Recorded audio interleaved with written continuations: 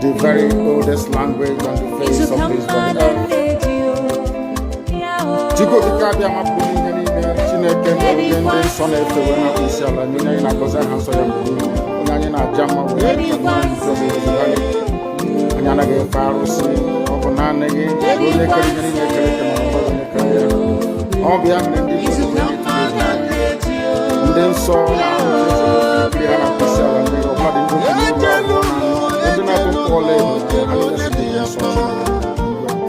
no totua nyaba no wanene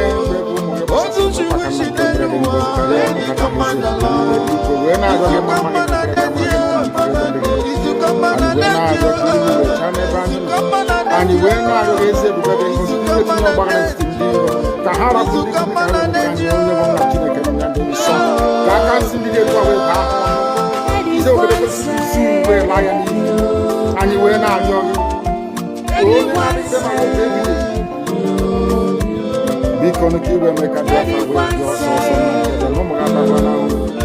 and we're not going to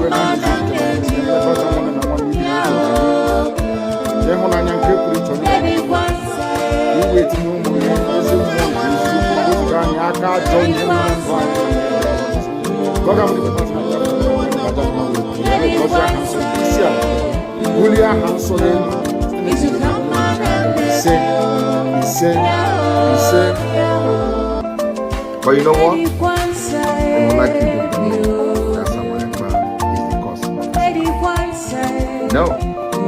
I am the solution, and the only way they can get to you is by kicking me out, which is not. I have come. Look what you do. After I am done with Nigeria, Biafra will be free and enjoy freedom. Biafra will know the importance of freedom and what I have to do in 5 years to come. Thank you.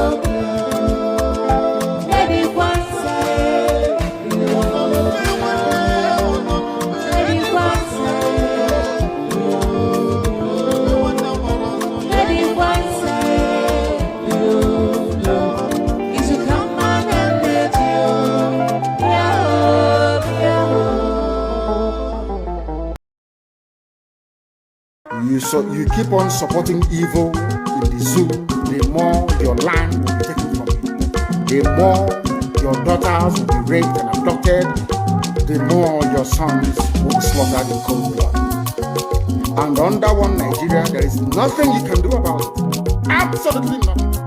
Because one idiot that they groomed will rise up and say to you, oh no, it's one Nigeria, there is crime everywhere. Haven't you heard about Zamfara? Haven't you heard about Katsina? There is crime everywhere. That is not the case. The crimes you have in the north, the insecurity you have in the north is as a direct consequence of their own action. They grouped them. Al-Qaeda in the Nigeria, ISIS in West Africa, Boko Haram, Fulani headsmen, bandits, all of them. Who brought them to Nigeria? It's Fulani.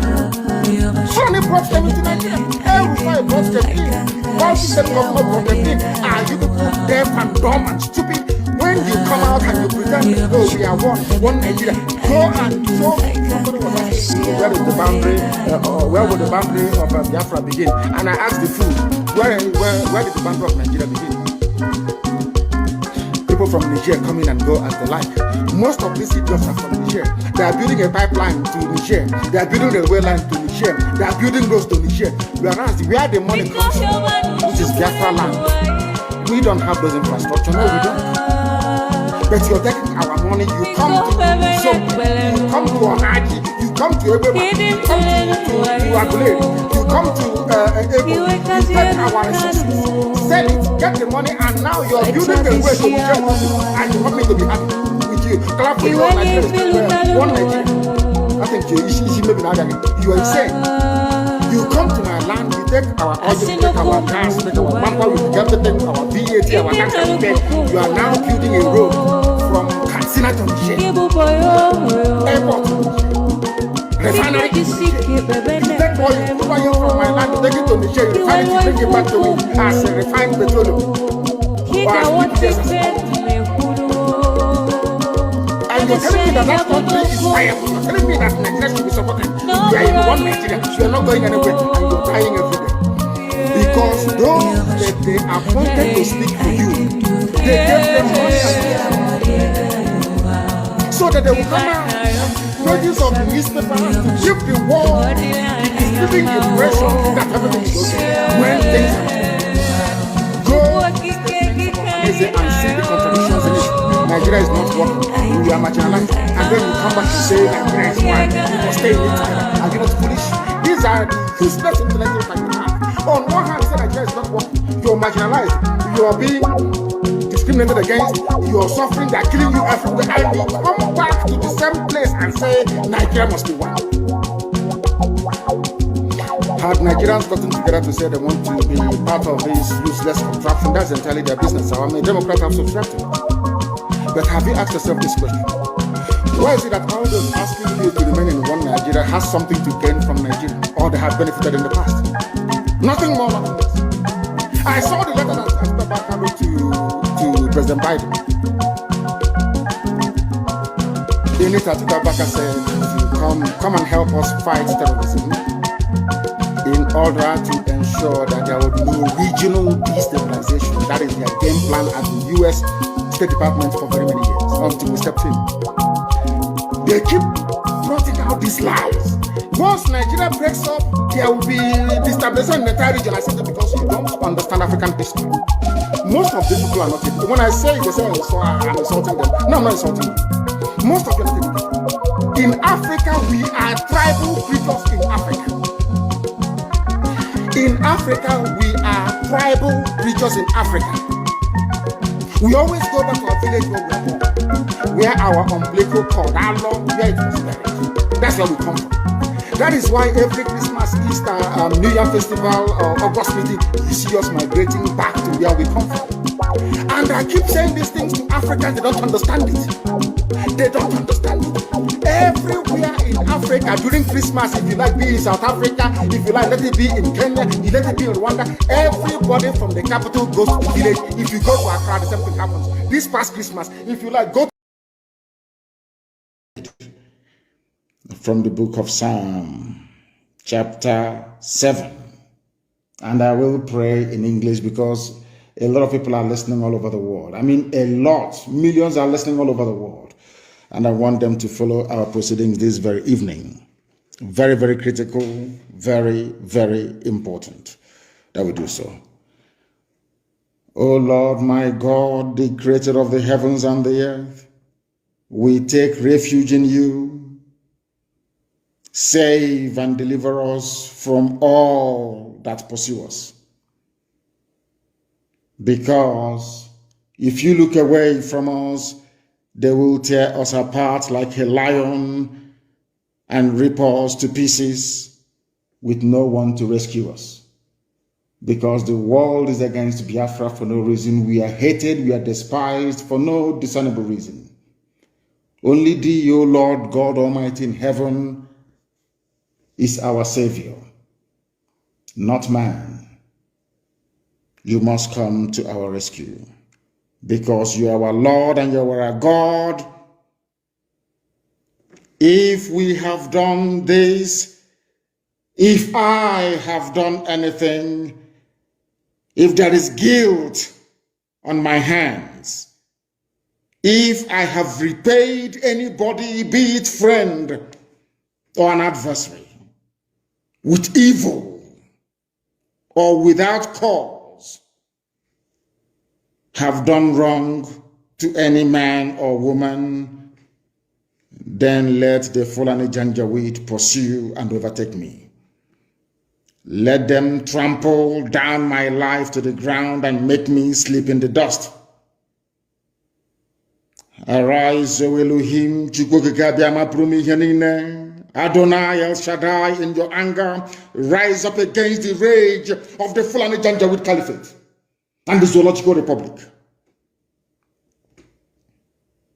You will rise and you will fight for your children. You will awake, O Heavenly Father, Lord God Almighty, the creator of the heavens and the earth, the owner of the universe, for you must decree justice. Let your children and all men and of goodwill gather around you while you sit on top of your throne in the highest of the heavens, the habitation that only thee can ever occupy. Only you, O Heavenly Father, will judge the people. You will vindicate me, O Lord. You will vindicate ipoB. You will vindicate your children of Biafra according to our righteousness, according to our integrity. O Most High, bring an end to the violence of the wicked. Bring an end to Fulani Janjaweed violence in our land. Bring an end to their abductions. Bring an end to their kidnappings. Bring an end to their extrajudicial slaughter of the innocent. Bring an end to their forced conversion of Christians into Islam. Bring to an end their mediocrity. Bring to an end their senseless feudal rule. Bring to an end their evil and their deception.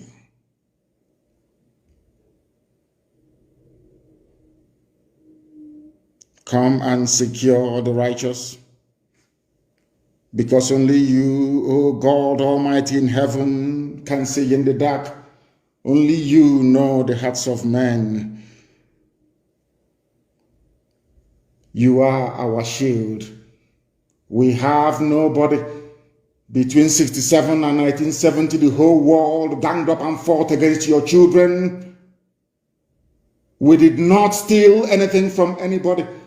We did not go after anybody's possession nor inheritance. We were on our own in the land that you gave to our ancestors. They conspired, they connived, they colluded to kill us. Over 5 million people. We are dead at the end of it. You are our shield. We do not trust in any man or in any state. We trust only in thee, because you are God and you always save the upright at heart.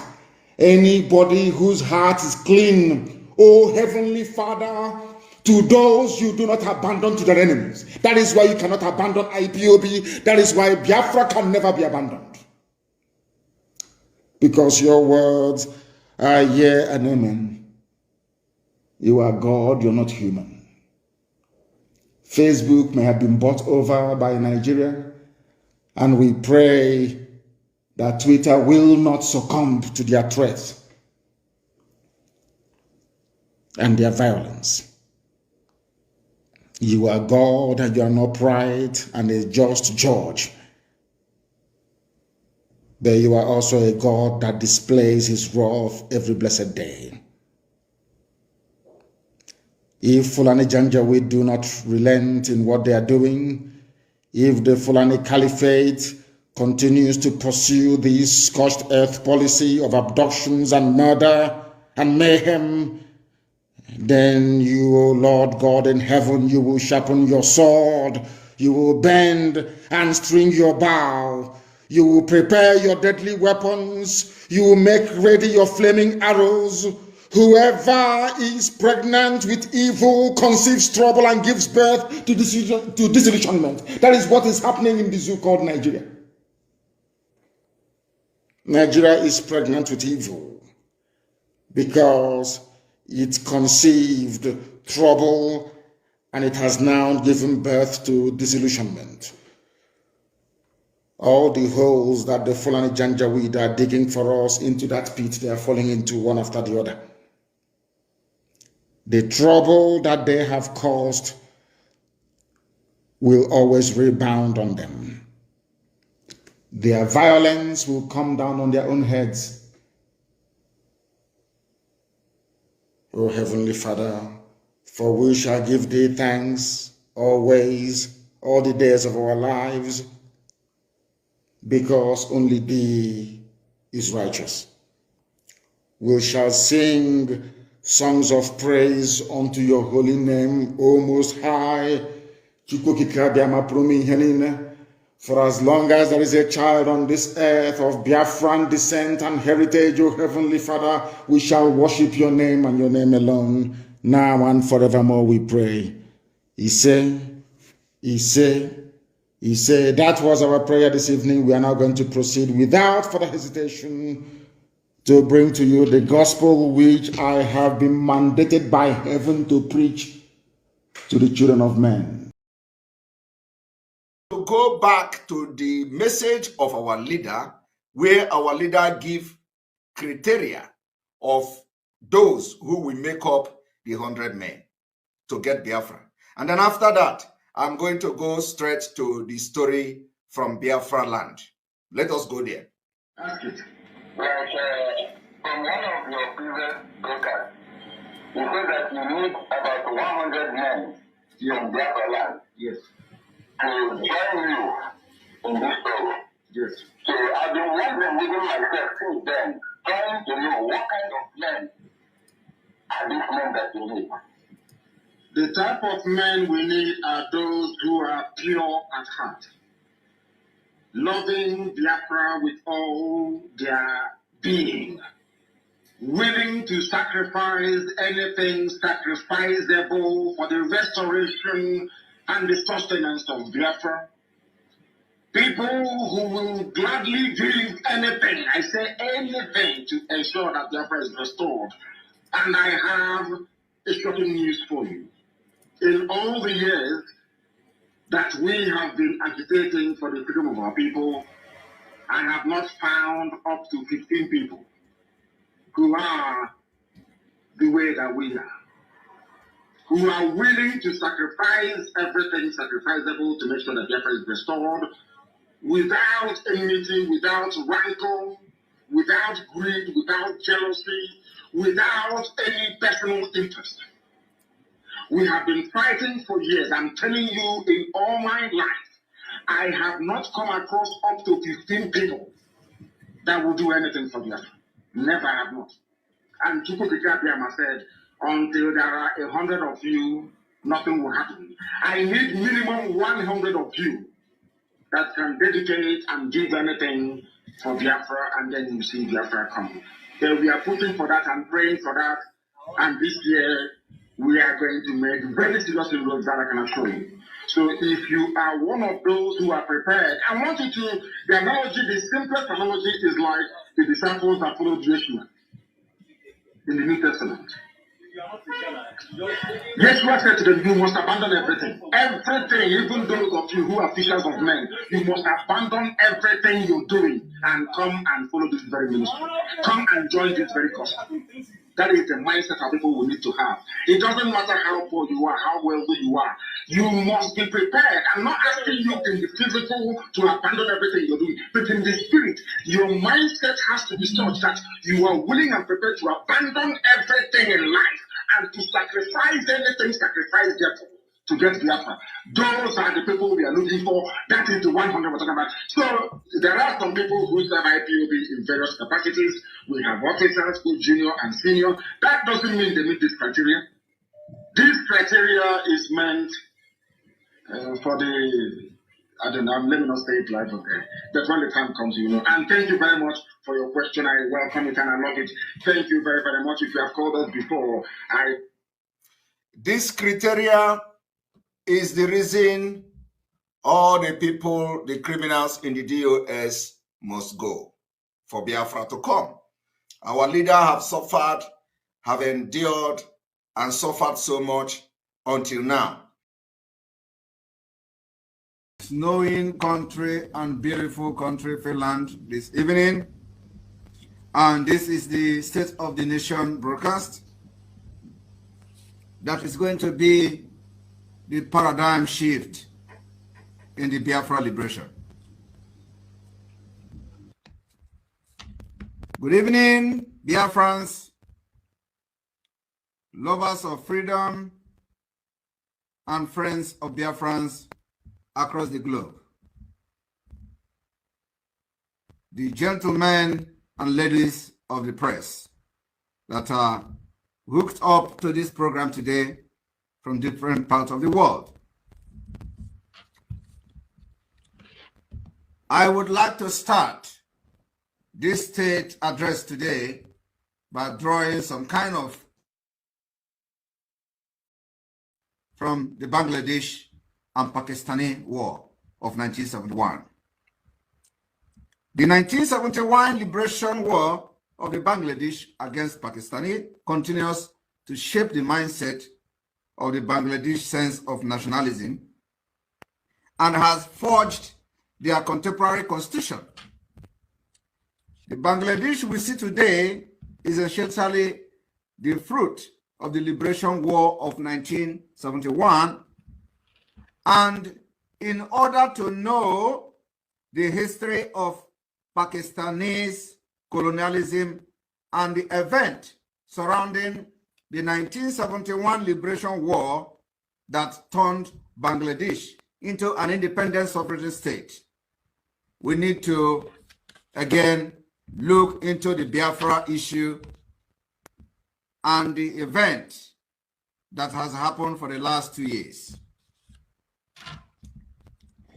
The liberation war of the Bangladesh people was not merely a war of independence fought by Bangladesh nationalists, but one of its main reasons that triggered the Bangladesh war of liberation was religion.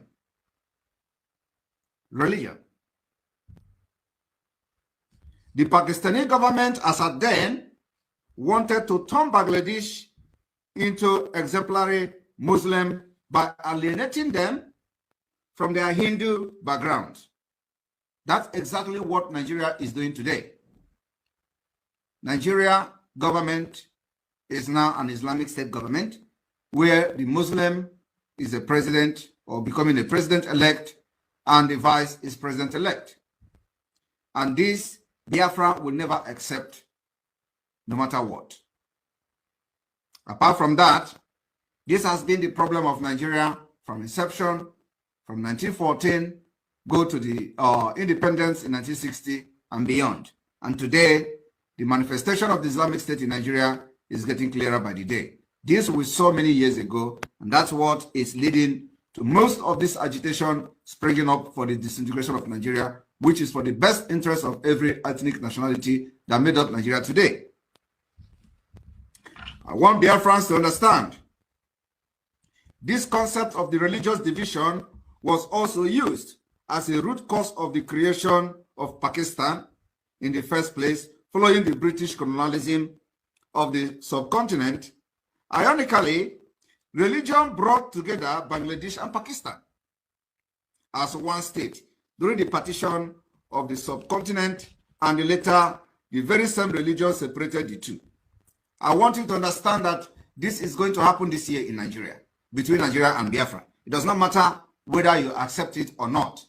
We have been able to ascertain that the majority of Biafrans, over 90% of Biafran, have rejected Nigeria through the just concluded general election. And that is going to be very clear today in this particular State of the Nation broadcast.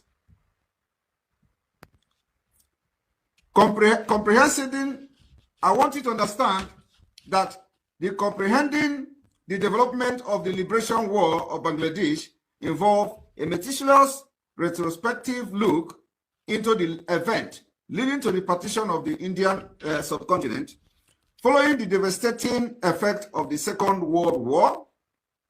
The British colonialists gave up their control over Indian subcontinent, and the 1947 partition outlined two independent nations, India and Pakistan. This is the same with Nigeria and Biafra today. We have seen the worst of it during the last general election. It was not jihad. It was not just an election, but a jihad election. A jihad election against the Biafra people. And we have seen widespread condemnation of the result from local to international communities. However, this condemnation will not change the fact that it was a jihadist election where extremist Muslims from the Yorubas waged a series of attacks against Igbo Christians in Lagos.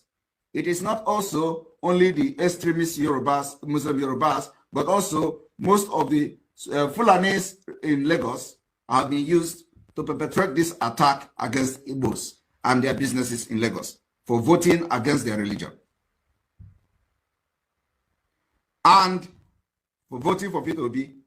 My fellow Biafrans, if you think that this is just an attack or the attack that is going on today against the Igbos in Lagos or in various parts of Nigeria is going to end, then you are a joker.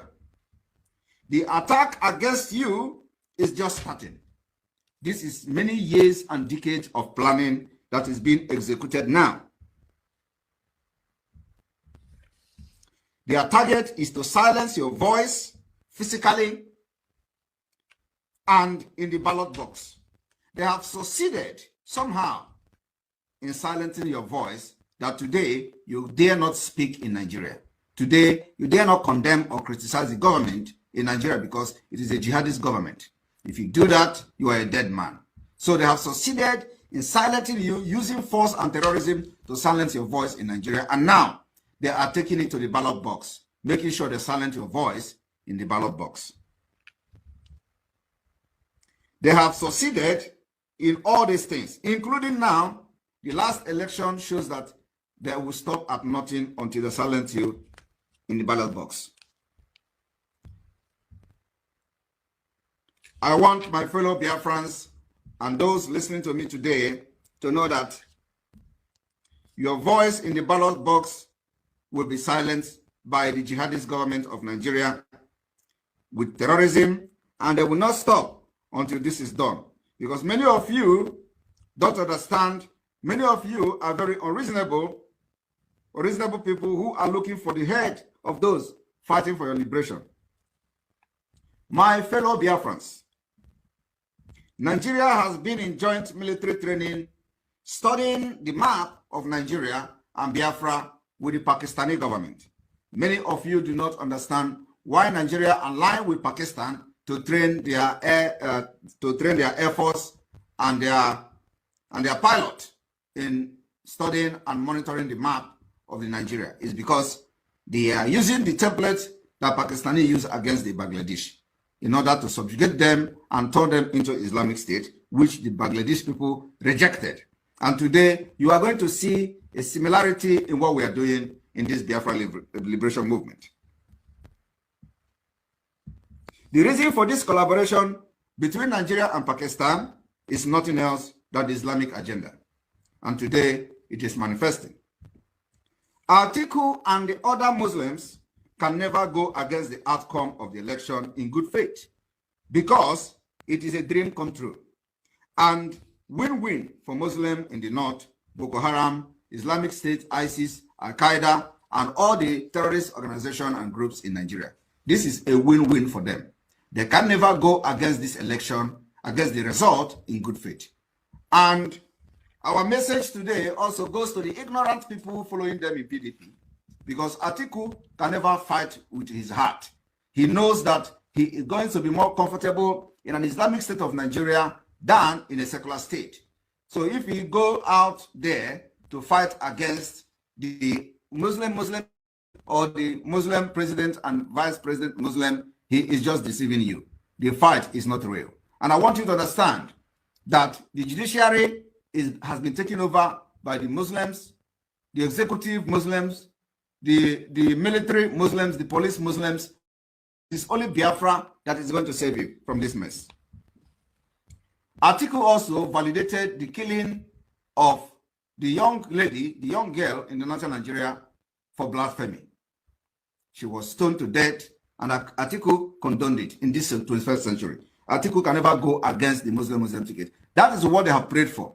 And do not allow yourself to be used. We are not going to be used, and we cannot be deceived. That's why the Biafra liberation and exit from Nigeria will happen at all costs this year. My fellow Biafrans, just like the Bangladesh people has had enough of the Islamic agenda and they liberated themselves from the Islamic Pakistan rulership, so will the Biafra people liberate themselves this year, 2023, from the Islamic-dominated Nigeria government. In the same way, Pakistani government embarked on a widespread crackdown of the Bangladesh activists. In the wake of the crackdown on March 25th, 1971, the Awami League leader felt bereft and were left to their devices. Senior leader fled from their houses to take shelter in a remote village in India. Most of them took refuge in India. They left and fled their country in Pakistan. Among them was the Awami League General Secretary Tajuddin Ahmed. Tajuddin Ahmed fled because of the crackdown of the Pakistani government in March 25th. The Indian authority gave them safety and shelter. When they fled the country because of the crackdown, the exact thing the Nigerian government are doing today, the Islamic government of Nigeria is doing today to Christians, Biafrans, mainly Christian Biafrans that are fighting to liberate themselves from them. They will have start and onslaught against our people, including crackdown on Biafrans. And those innocent Biafrans who are not even part of the Biafra Liberation Army have fallen victim of this. The evening of April 1, 1971, Tajuddin and Barrister Amirul Islam were put on board a Russian-made Antonov cargo aircraft. In extreme secrecy, they were flown from Calcutta to New Delhi. 2 days after his arrival in New Delhi, his meeting with the Prime Minister of India, Indira Gandhi, took place on April 3rd, 1971. It was the first official contact of the Awami League leaders with India government more than a week after the crackdown of Dhaka started. He was not only the party general secretary, but also the right-hand man of the Bagabandu Sheikh Mujibur Rahman, who was the original leader of the Bangladesh Liberation of War, who was arrested. The main leader was arrested on the fateful night and flown to the West Pakistan, just like the way they kidnapped Mazi Nnamdi Kanu, who is the leader of the indigenous people of Biafra today, and we do not allow the movement to die. Mrs. Gandhi and her aides were apparently impressed with the Tajuddin, who was adept at explaining the overall situation prevailing in Bangladesh before March 25th crackdown. He was acting on the instruction of the Bagabandu. He appraised Mrs. Gandhi of the freedom movement that has started and said that the people of Bangladesh were determined to continue their struggle until independence was achieved. He sought all-out support from the government of India. That is exactly the situation of Biafra people today. We are doing exact thing even more because the Nigeria situation is very, very, kind of a little bit more worse than what the Bangladesh and Pakistani went through. When the people of Bangladesh launched a comprehensive war of liberation, it was the young guerrillas that played a vital role. The freedom fighters, most of them came from rural background and college university students, put up fierce resistance to the Pakistani army, who had started killing thousands of innocent people, including women and children. The freedom fighters, clad in lungi and shirt, who had no training in guerrilla warfare, blended in with the locals, fought the brutal occupation forces and the Bangladesh collaborators. They also have Bangladesh collaborators against the Bangladesh independence, just like the Biafra people have the Ohaneses, the governors, and the political elite fighting against our freedom today. It is the same thing happened to Bangladesh people. The first task of the Awami League leaders was to gain support from the government of India. Beside guerrillas, a regular army division was created around the nucleus of the then East Bengal Regiment. I want to assure Biafra people today that this is the face of the Biafra liberation at the moment. Bangladesh exile government was based on the principles of collective responsibility. They also had their own exile government that was based on the principles of collective interest and responsibility. But Tajuddin played the vital role. He acted as the spokesperson of the people of Bangladesh, just like Simon Ekpa is acting as the spokesperson of the Biafra people today. But his choice as the prime minister was not anonymous. To run the provisional government, he had to overcome a lot of difficulties to face the many challenges. The same challenges we are facing today in autopilot movement of the Biafra liberation.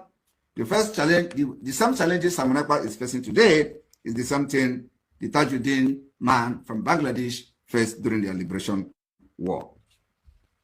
There were not only differences of opinion among the Awani League leaders, but also grouping and bickering aplenty, intellectually sound and unassuming. Tajuddin was a cool-headed person in the absence of Bangladesh, in the absence of their leader, Babangadu,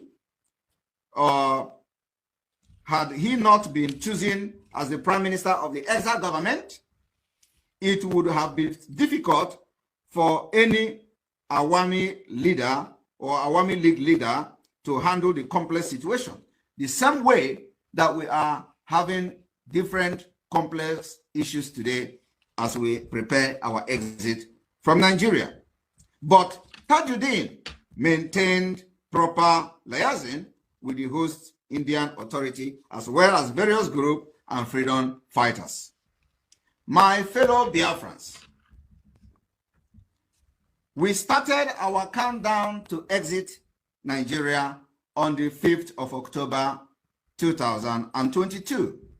And during this countdown that ended today, as a matter of fact, our countdown ended today, the 5th day of March 2023. We recorded a lot of success in creating awareness during this countdown, building and strengthening alliances with our neighbors like the Oduduwas. Joint brief took place.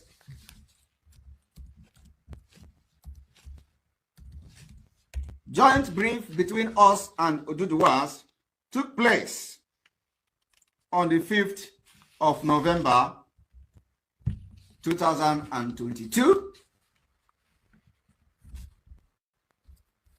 Sorry, 1 moment.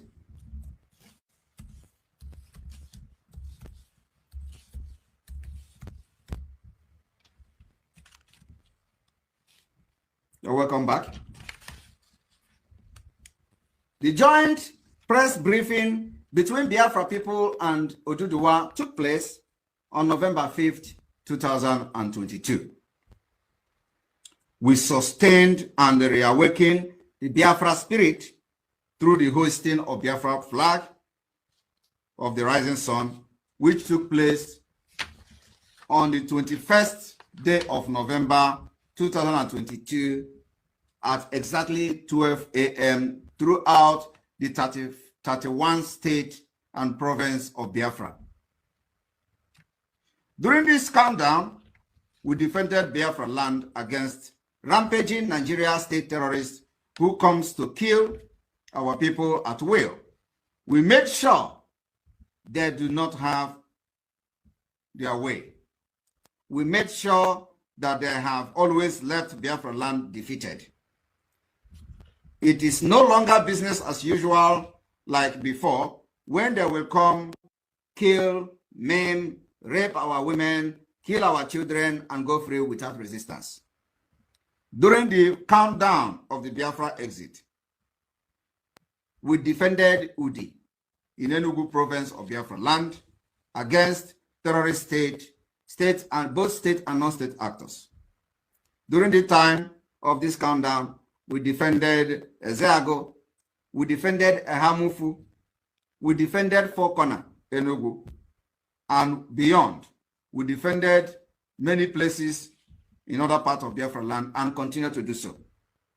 We stopped the terrorist Nigerian army from further burning of our homes and shops and business places and marketplaces with equal measures and resistance. All this happened during the countdown of the Biafra exit. We also made history during this countdown.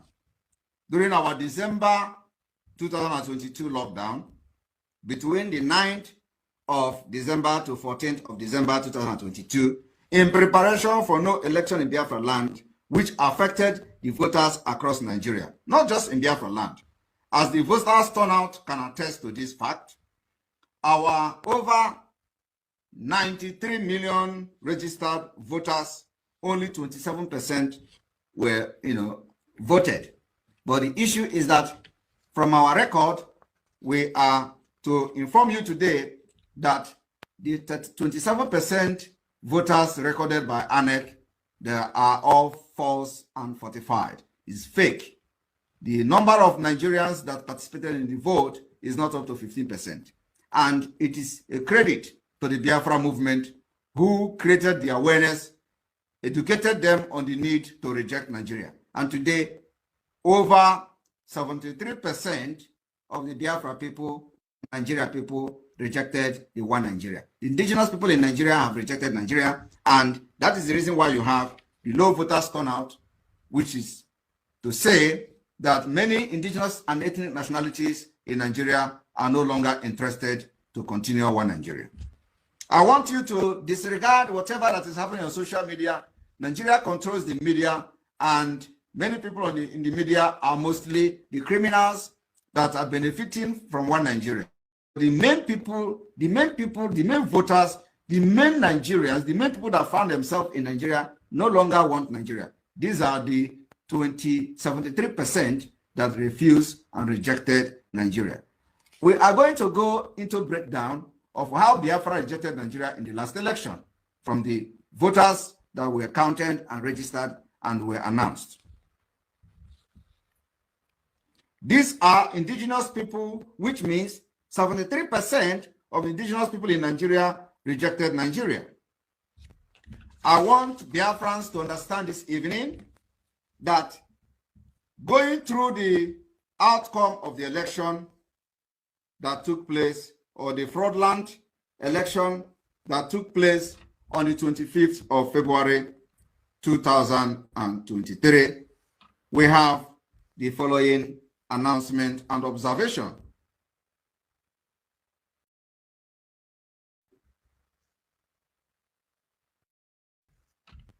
The following observation we have today.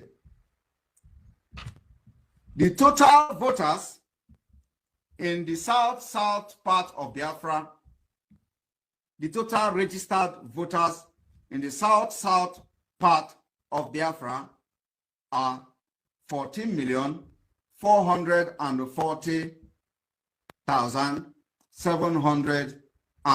14 voters registered in the south part of Biafra land.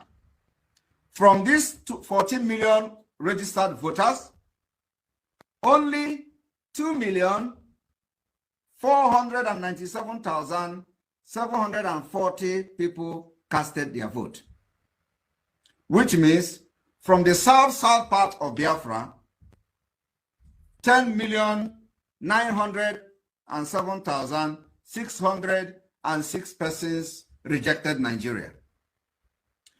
From the south part of Biafra, only 2 million people, 2,281,805 people accepted one Nigeria. I want you, the international observers, I want you, media people watching me today, to do the calculation. What is the percent of those that voted for one Nigeria in the south of Biafra? And what is the percent of those that rejected one Nigeria by not casting their vote from the south of Biafra? We have 10 million people that say we are going with Biafra and we say no to one Nigeria. And they rejected, they refused to participate and validate Nigeria. This is a pass. This is a pass. And this is the highest grade. It is over 80%. We have 14 million people that registered to cast their vote in Nigeria from the south part of Biafra, and only 2 million people participated at the end of the day to validate Nigeria. And 10 million people rejected it. So we have 10 million in the referendum that say, let Biafra go from the south part of Biafra. From the southeast part of Biafra, we have a total number of registered voters at 10,907,606 persons. From this number that registered to vote in Nigeria, only 2,281,805 persons casted their vote to validate one Nigeria, while about 8 million people rejected the Nigeria election. 8 million of people, of Biafra people from the southeast, rejected the Nigeria election. What does that tell you in referendum?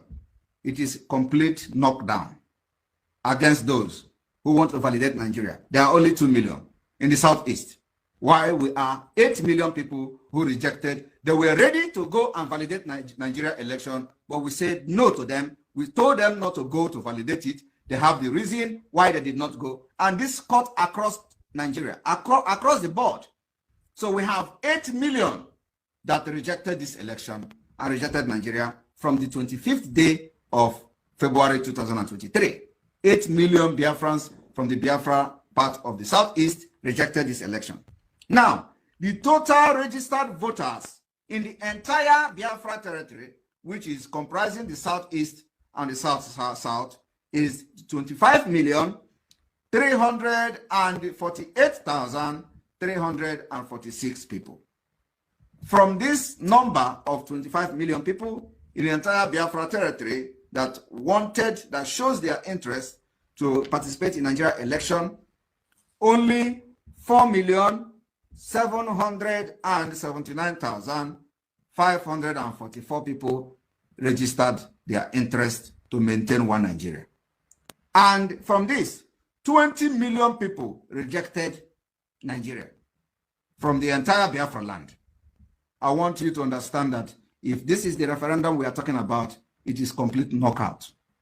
That out of 25 million people that registered to vote, 20 million rejected that they don't want to validate Nigeria again. And this is going to be the reason why the next coming announcement that I'm going to make on this broadcast today, you will understand where we are going, because the countdown have ended today, and the next question is, what next? What next? The result of this election that I'm analyzing to you now have necessitated our next move for the liberation of Biafra. I want to make it very clear for those who are taking the record, that 25,348,346 people registered from the entire Biafra land to participate in Nigeria election. And they rejected the election. They rejected it because they know that Nigeria can never work again. And only 4,779,544 people approved, and they decided to validate Nigeria. This is a failure. They failed because the numbers that rejected Nigeria is 20 million. Why only 4 million validated Nigeria? It is unacceptable. The 4 million people cannot decide the fate of 70 million people that we found in Biafra territory, home and abroad. Having said this, my fellow Biafrans, for the past 19 months, we have demonstrated through our civil disobedience our readiness to exit Nigeria this year. We have continued to enjoy the loyalty of the people of Biafra, home and abroad. We are happy for the sacrifice they have made and done so far for the past 19 months, especially during the last fraudulent election. And in each seat at home, they have obeyed and listened to the instruction given to them. We really thank them for understanding the fact that Nigeria must divide and Biafra must go. We ask them to remain very resolute because more sacrifices will be made for us to achieve our aims and goal. Since our countdown have ended today, we have entered the next stage of the liberation and the release of Mazi Nnamdi Kanu, our leader, who is still being illegally detained by the Islamic State of Nigeria, which is exactly what it has become. From today, being the 5th day of March 2023, the Biafra Liberation Army will start engaging every presence of Nigeria state within Biafra territory. Going forward, from today, as we end the countdown to the liberation of Biafra,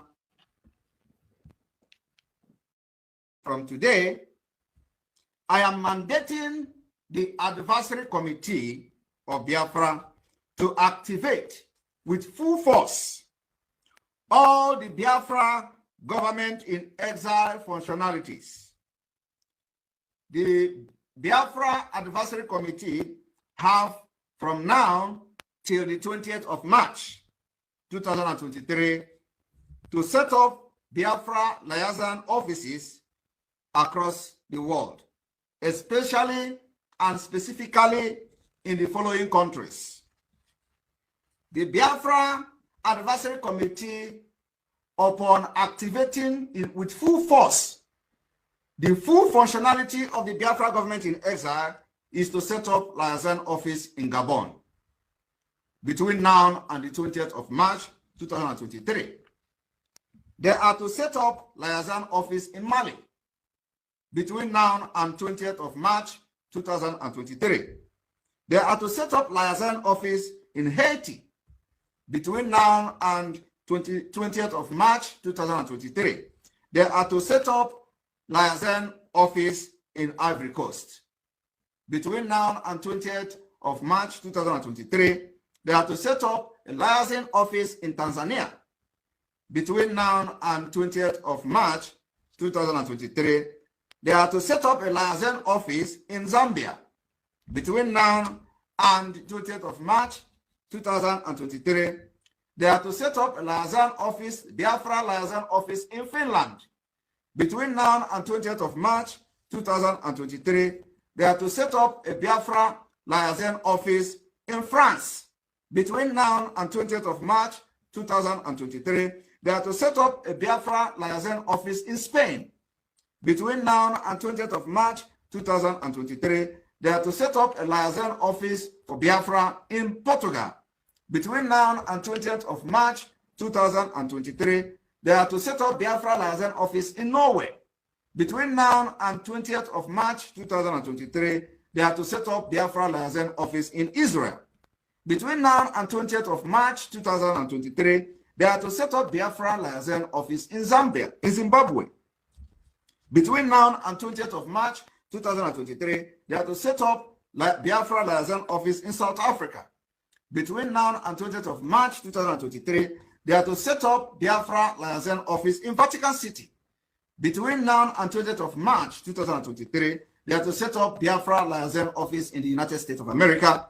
Between now and 20th of March 2023, they are to set up the Biafra liaison office in the United Kingdom. Between now and 20th of March 2023, they are to set up Biafra liaison office in Australia. Between now and 20th of March 2023. More of these countries will be announced as time goes on. And by the 20th of March on or before 20th of March 2023, Biafra liaison office will be fully functional in the countries that have been mentioned. And more directive will be given to those that will be piloting affairs in those liaison offices on the work they have to do. The autopilot in these countries mentioned must submit their details to the advisory committee for the further directive. More countries will be announced, and directive or specific task will be given to each liaison depending on the country of residence. To continue to show our resoluteness to exit Nigeria this year and never to validate Nigeria nor elect anyone to represent us within Nigeria state, considering the fact and the outcome of the just concluded fraud called election, where Biafra people listened to us and they never went out to validate the fraudulent election. Over 20 million Biafrans rejected this election. They did not participate in it because they want Biafra. Because of this, and how those elections in the past was conducted, and those who were elected in the past and presently in their various offices, the way they have killed our people, the way they are being used by the Fulanis to kill and infiltrate us and conquer our land. And they also turn against those who elected them after they have been elected within a Nigeria state. They want to turn our land and our zone into a war zone. Today we see in Imo State has become the worst state in the southeast part of Biafra, where the fourth person was declared a winner, and he has been working against the interests of Biafra people. We do not want to validate any election that will bring in another governor to do the same in any part of Biafra land. For this reason, we hereby call for no Nigeria governorship and House of Assembly election in Biafra land. In the last election, it was only in Biafra land that was peaceful because majority were sitting at home. Just like the number to you, just like the number that I read to you, 20 million people sit at home. They decided not to participate. So what you saw in Biafra Street was just about 4 million people running and hiding here and there to validate Nigeria. It is more than a pass mark. For this reason, it was the reason why Biafra land recorded a very peaceful election where majority sit at home. This time around, we have received threat. We have received threat from one Nigerianist, especially those in Biafra land. We have received their threat, and I will add this threat for the record. Just for the record, I will add a threat coming from those that are supporting Nigeria in Biafra land. Then after that, we'll continue with my State of the Nation address.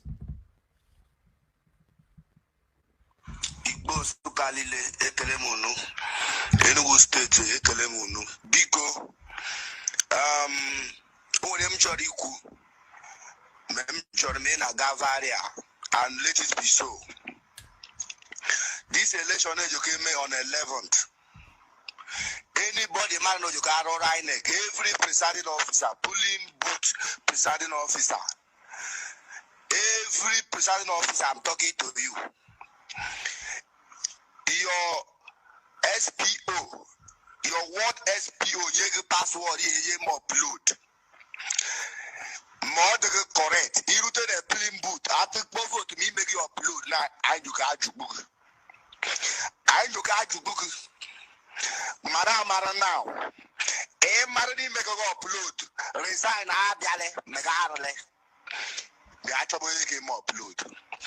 I talk the network category. I talk offline uploading.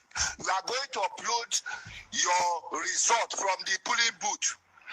It article for that email upload. It come on the password range category. Mobile mag upload. The fee coupling actual manal. As ready mag. Makane this governorship election and House of Assembly. I yet go get quick. Ya katani pa. Makane na wuli governor na. Ne wuli ki yastaz. My chor mehela pi. Ori le numo. Puli boot munu bole ke energy le kusumego. Ige make a upload no ba mu okay o. I call any story because I want time and die in a can do. Mother tata for but I voter's card. Collect that voter's card. They are couldn't line to my vote. Single person because you collected money. Not only just your table, change the whole figure. God in heaven is watching. Our born generation is watching. Our ancestors are watching. Right. This was a threat being issued by those in Biafra land. Some of them were among these 4 million that went out there to validate Nigeria in the last election. Today, they are issuing threat. They are threatening INEC officials who will come in their innocent way to conduct the fraudulent election in Biafra land. They are saying that if any INEC official come and the person claim not to have the password to upload the INEC, the voters' result from the polling unit to the server or whatever, that the person will be a dead person and they're going to kill the person. So we are just putting it to the world that when people are being killed in Biafra land, then everybody should know that it is coming from the one Nigerianist who will stop at nothing to make sure that they validate Nigeria when the majority of the Biafra people from the last result have rejected the Nigerians. For this reason, in order to safeguard our people from being killed by the Nigeria agent, we hereby declare the 9th of March 2023 sit at home and ghost town. We also declare the 10th March 2023 as lockdown in entire Biafra land and ghost town in demonstration to continue to reject the Nigeria and not to validate Nigeria, because in the coming days and weeks, we are entering a very different phase of the liberation. From the announcement I've just made so far, it will give you a direction to where we're going. On the 11th day of March, Biafra land will be under lock and key to reject validating Nigeria and to reject electing any governor that is going to represent Biafra people within the Nigeria state that will now bring the military to kill our people. Also, to not validate the fraud that will lead to the killings and maiming and burning of our villages and communities. On the 12th of March 2023, Biafra land will be under lock and key to make sure that we do not validate any Nigeria election within Biafra territory. In addition to this announcement, on the 10th of March, there will be curfew in all federal major roads linking Enugu, Ebonyi, Abia, Imo, and Anambra. The sit at home will be across the Biafra land. Let it be on record that the audio that I just played, which you listen to, is coming from Enugu State. It's coming from Nsukka. And the Enugu State is a place where the worst rigging happened. We saw how Enugu State was on lockdown on the 25th day of February 2023, only for us to see that 400,000 people came out and voted. We do not know how they concocted the vote. We are aware that a lot of results were written in church for the Labour Party. That have resulted to the attack that is happening across Nigeria against Ndibo. On this note, I thank you, Biafra people, for being part of this broadcast today. And remember the history of Bangladesh and Pakistan. It is replicating in Biafra, and our freedom is here. Wait for the next State of the Nation on what is going to happen and how we are going to move forward from here. As our countdown ended today, today will begin the day that every presence of Nigeria state within Biafra territory will be engaged. Thank you. May God bless you. May God bless Biafra. May God bless our friends and neighbors. May God bless our alliances. May God bless all of you, the supporters of this particular liberation of Biafra. And before the end of this year, we are going to be in Biafra and we'll liberate ourselves from Nigeria. Thank you. May God bless you. Most of us do not understand what it means to be a Biafran. You have not seen anything yet. I was kidnapped. I was beaten. I was spat at. My clothes were ripped from my body. Women urinated and poured it on me because of Biafra, so that they may humiliate me to such a point that I will not talk about Biafra anymore. They videoed me. Masop has a video of me where they were beating me, dragging me on the floor, tearing my clothes because I spoke the truth. That did not stop me from talking about Biafra. Thankfully, I made it very clear before that I'm not Igbo. I speak Igbo like I am a Biafran. I am a Biafran. That is why I think the way I do. I act the way I do. Because I'm a Biafran. Oh, don't you put a more sense? No wonder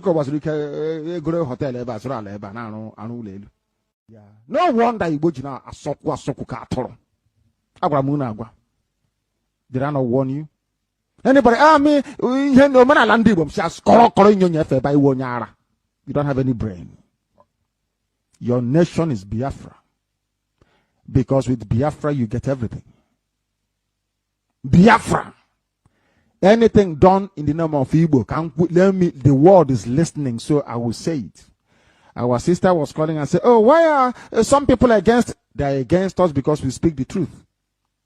Allow me to tell Igbo people again. Anything done in the name of Igbo, IGBO, that thing will fail. Allow me to repeat. Anything you do in the name of Igbo, IGBO, that thing will fail because the name is Costa Habron. Bondage in the zoo will be set free. I said everybody in bondage in the zoo will be set free. I don't hate anybody. I don't despise anybody. If I mention your ethnicity or your tribe, if I am a bit hard on them, know that I am specifically referring to those of them that they call their leaders, those who have led us this very blind alley, this very blind path, those of them that will continue to deceive, those that will continue to lie, those that will continue to prevaricate, those that cannot deliver any measurable or tangible developmental indices at all, in any way, shape, or form. We have come that the blind may see, not in the way they do it within Pentecostalism, but we have come to impart knowledge and reason. We start this very evening. The very oldest language on the face of this very earth. Because I can say that from what I have just listened from you, it is just not ordinary. Very wonderful.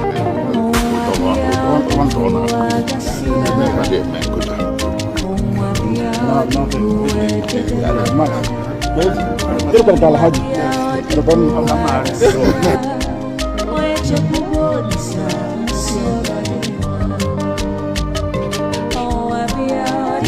my lawyers came to see me, I had a discussion with them about how I'm going to defend myself.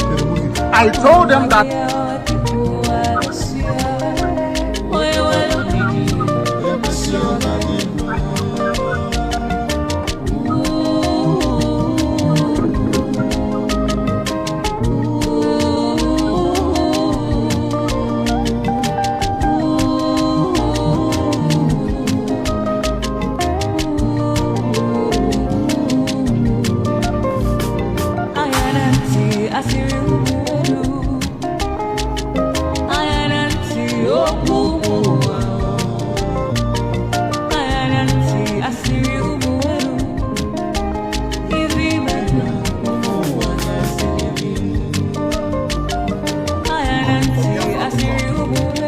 Nnamdi Kanu to Biafra. Believe me.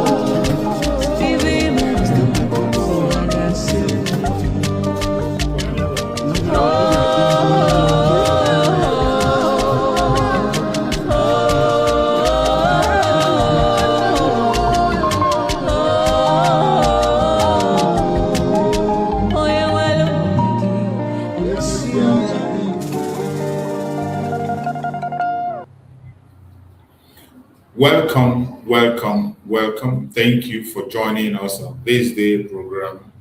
I appreciate every one of you that has connected wherever you are connecting from. Whichever part of the world you are joining us on today's program, I welcome you.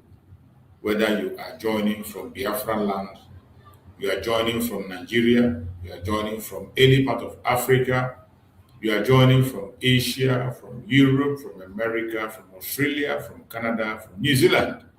You are joining us from Russia, you are joining from China, you are joining from Iran, you are joining from Israel. Wherever you are joining from, I welcome you to this amazing program.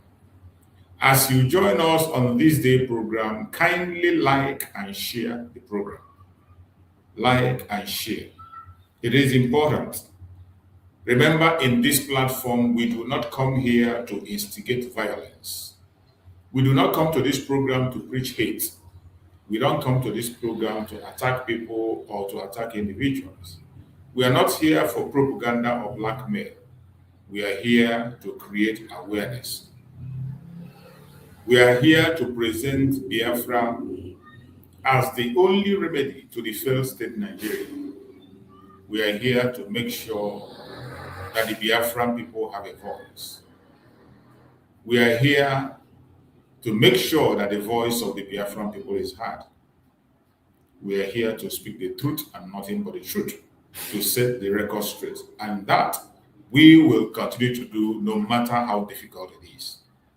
As you join us, kindly like and share the program if it resonates with you. If the program resonates with you, like and share. It will not cost you any money. It's not going to cost you your data. Just click like and you share. And when you do that, you are not just doing it for me, you are doing it for us, for our voice to be heard. More especially those of us who are standing on the purpose for which we gather. I urge you every time when you join a platform where they are standing on the purpose for which they gather, not for blackmail or propaganda or saga, not attacking a fellow Biafra. If you see such platform, like and share it. Because that is one of the charge that our Prime Minister gave to us, that we should make sure we engage in radical evangelism to make sure everybody is woken up. That radical evangelism, you are part of it, I am part of it, and we cannot do it effectively by our own. We have to put our hands together to carry out this evangelism so that it can make meaning. It can have effect. Try as much as you can. Even if you cannot speak on camera, you don't have your own platform where you can speak, you can still share the program and have the same impact you will have if you speak. It is not compulsory that every one of us must be online and speaking. There are some of us who do not like the social media appearance. They don't want to be on camera. So help those of us who are on camera to be heard. You are doing it for Biafra, not just for us. You are doing it for Biafra. As long as the message resonates with you, don't keep it to yourself. Share it so that somebody else can join. Very, very important. So I appreciate everyone that have joined, and we will continue to do what we have to do. As you know, there is a very serious issue at hand. And that matter that is before us is a matter that we will not be silent about. The stage we are in this struggle today is a stage that we will never, ever be again after this time. And I can say that is the highest stage we can ever attend. When Mazi talked about going to the highest stage, we wouldn't understand. But as we progress, today you can understand. From the way I say things, I don't think we can get to another much dangerous level like the level we are today. Nigerian government have tried every single thing they can to stop the actualization of Biafra. They have tried everything they can. They could not stop us. But today, they have arrived to their final checkup. You know, when you play card, they say last card, next thing you make your checkup. When you say checkup, that is the last card you can play. They have played their last card, and today they have played their checkup.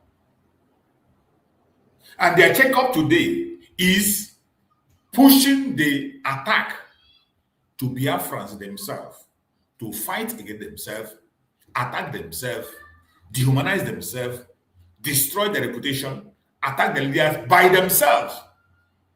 That is the highest level you can ever. It can never get worse than this. It cannot get worse than this.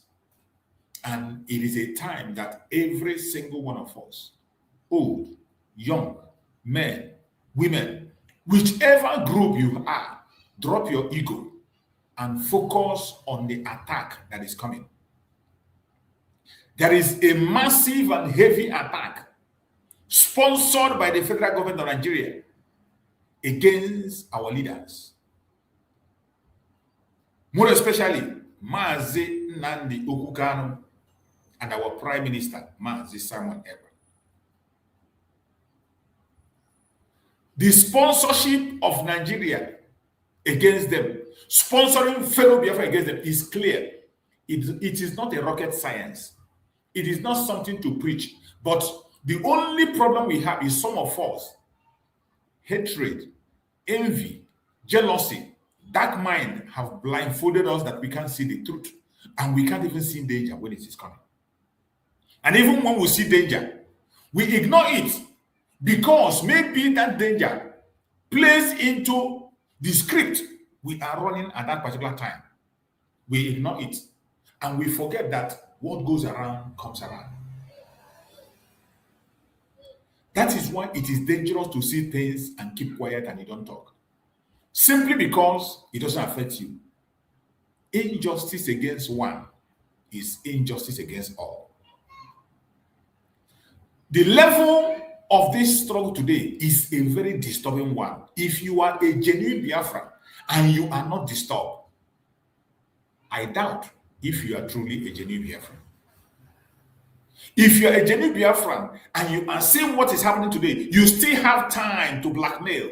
You still have time to engage in saga. You still have time to talk against your brother and sister. You should be ashamed of yourself. You should be ashamed of yourself. Today, the people that are trying everything they can to stop the actualization of Biafra, they are not hiding. The Nigerian government have succeeded in transferring that battle to Biafran people, the people you know very well, the people you have ate with and drank with, the people you love, the people you loved one time or the other, the people you interact with, people from your own group. People, some of them are the people you respect. Those are the people that are being used today against your own freedom. And it is important that every one of us begin to speak up and add our voice to this atrocity that is happening. That is why I played the video I played. When Mazi Nnamdi Kanu said what he said on that video that I played, Mazi Nnamdi Kanu talked about Igbo. There is a reason I played that video. There is a reason I played that video where Mazi Nnamdi Kanu said something about Igbo. That there is no organization created with that title, Igbo, that progresses. Every single organization you created and you put Igbo, it will not progress. And go and look at everything that is created, including the people that are fighting against this Biafra, like Nneka Chimezie is the leader of so-called Igbo women group. The leader of the so-called Igbo women group, Nneka Chimezie, is the architect, the frontliner of the destruction of Biafra. The same thing with Ohaneze and Igbo. They are the frontliner. They sponsor, they put money to destroy the freedom of their people. Go and check every single organization that bears Igbo. None of them is genuinely pursuing the cause of Biafra. And today, they have succeeded in buying the board. That is why, when you see that video of Mazi Nnamdi Kanu said, I am a Biafra. Keep that your Igbo nonsense to yourself. I want to play that video again for reference. Listen to what he has to say. Thankfully, I made it very clear before that I'm not Igbo. I'm a good. Thankfully, I have made it very clear before that I'm not just Igbo. I am a Biafran. That is what Mazi Nnamdi Kanu said. Listen to him again. Listen carefully. Listen to what Mazi Nnamdi Kanu said. Thankfully, I made it very clear before that I'm not Igbo. I'm a Gunike. I speak Igbo. I am a Biafran. I speak Igbo language, but I am a Biafran. Mazi Nnamdi Kanu detached himself from this Igbo, this and Igbo because of what is attached to it. That every single organization created with that title Igbo, it doesn't succeed. The person that is speaking on this audio that I played is our superior Mazi Nnamdi Kanu detach himself from Igbo and say, though I speak Igbo language, I am a Biafran. Because of the confusion, because of the wickedness that is attached to that very title, the confusion that is attached to it, listen to Mazi Nnamdi Kanu and listen clearly. And sometimes when you see the message of Mazi Nnamdi Kanu, you will not understand it until when you calm down and begin to investigate, you will know why he said what he said. For every single thing he said, he has a reason. But sometimes when he said, we call it too extreme, we'll take it to be too extreme. We say he's too extreme. But when you begin to check the reasons why he said that, you will see those reasons are very clear, that there is no other language to use to paint it than what he said. Today, the woman that is in the front line today, destroying the image of Biafra, destroying the leaders of Biafra, is a leader of the Igbo women in Nigeria. the person that the government have pumped money into her to destroy what we are doing, our freedom, is the leader of Igbo women. So when Mazi Nnamdi Kanu make this kind of statement, don't be surprised. Listen to what he said. Oh. Thankfully, I made it very clear before that I'm not Igbo. I speak Igbo like I am a Biafran. I am a Biafran. That is why I think the way I do. I act the way I do. Because I'm a Biafran. How don't you put a sense? No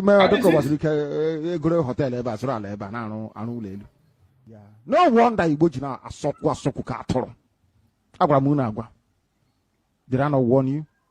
Anybody, me, no man, I landed them. Just calling your nefe by 1 hour. You don't have any brain.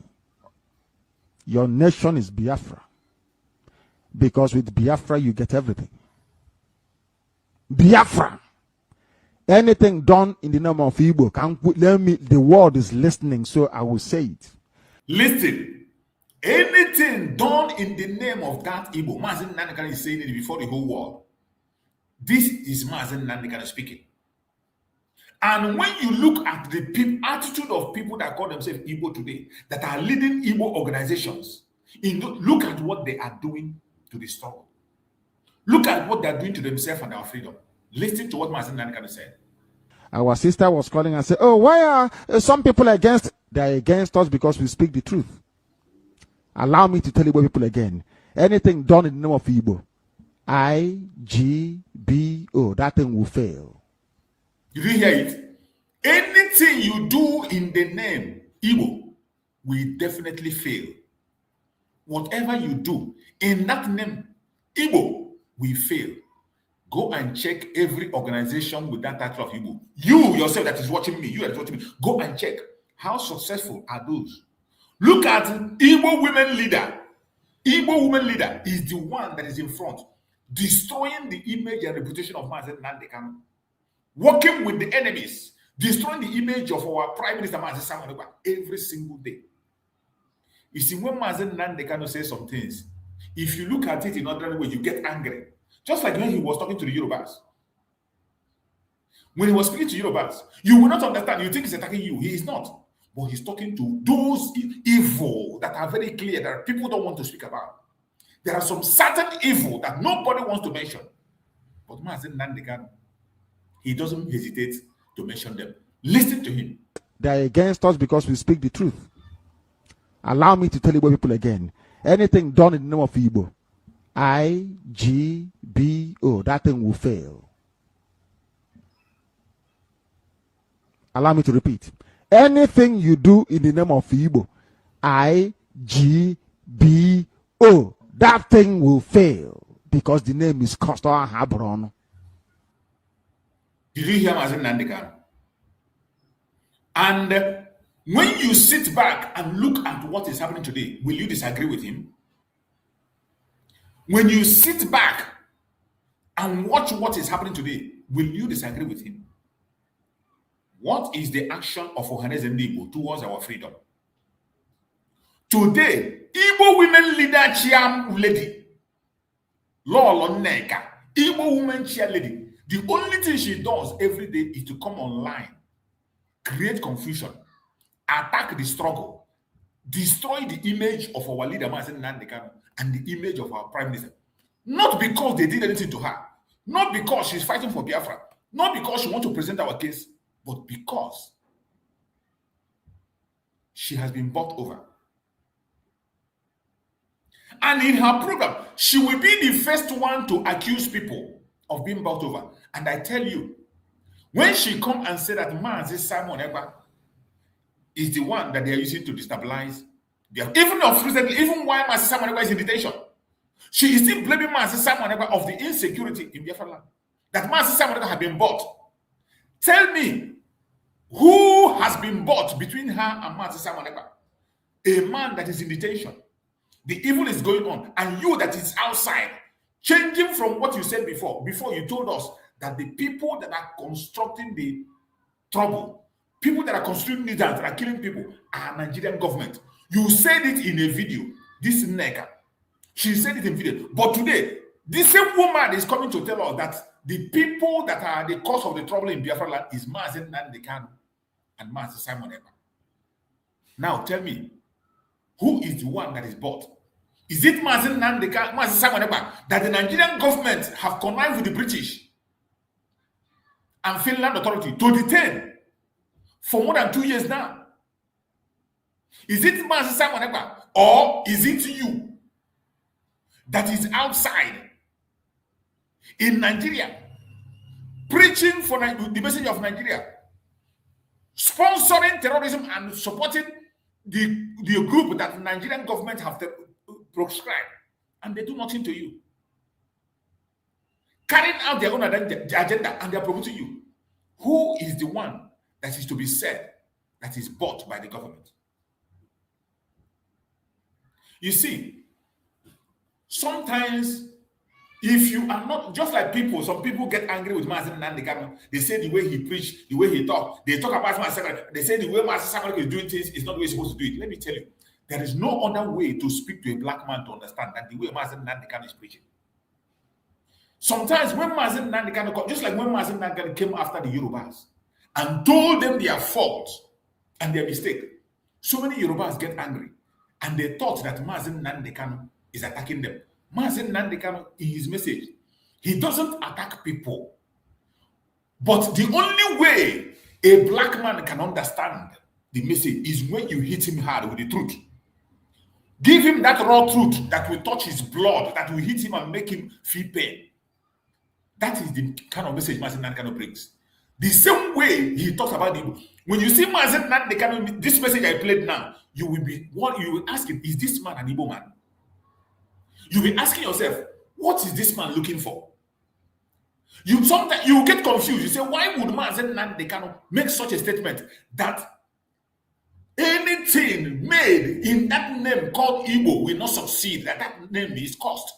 It doesn't succeed. There are some forces surrounding that name that it will not succeed. When Mazi Nnamdi Kanu say that thing, if you are not in your senses, if you are moving with emotion, that is why I say in this struggle, throw away your emotion. Keep your emotion by the side and let us talk reality. Whenever you join me on this platform, I beg you in the name of Chukwu Okike Abiama, keep your emotion aside. Whoever you love and whoever you hate, whoever you support, whatever group you are, keep them aside. Be yourself as an ordinary human being on your own and listen to the message. I beg you in the name of Chukwu. When you join my platform, listen, only you with yourself and your mind. Let everybody be themselves when you are here. I am being myself. I don't belong to any group. My own fight is for my freedom. The only thing that connects me with all the groups is we are all searching for our freedom. That is our collective interest. That is the thing that connects me with every group. Every group that is speaking out for the freedom of Biafra. The only thing that connects me with them is that I myself, I can speak up for the self-determination and freedom of Biafran people, nothing else. So put yourself on that level when you are watching my program. Keep sentiment, keep emotions aside. Be yourself and listen. Then reason properly, you will understand the message. So when you see this, what Mazi Nnamdi Kanu said here about Igbo organizations will never succeed, saying that whatever you put and you put the name Igbo, it will not succeed. When you look at it ordinarily, you get angry. But I bet you, when you digest it, sit back and begin to check every organization, including the one that you are in, you that is watching me. You that is watching me, if there is any Igbo organization you belong, go and check what kind of progress they are making. Check what kind of progress they are making. Check their attitude. Check what they are doing. Are they succeeding the way they are supposed to succeed? Or when they make a progress 2 steps forward, they make 10 steps backward? Or are they busy there dragging one position or the other? Ego, pride. Instead of doing what is different, go and check. You that is watching me, check the organization you belong. Today, the woman leader of Igbo woman leader in Nigeria, Igbo woman leader in Nigeria is the one that is in charge of the destruction of the restoration of Biafra. Is the one that is in charge of destroying the image of Mazi Nnamdi Kanu. She's the one that's in charge of destroying the image of Mazi Simon Ekpa, an Igbo leader, Igbo women leader. Somebody who's supposed to support everything that has to do with Igbos, regardless what. Look at the Fulanis. Look at the Fulanis.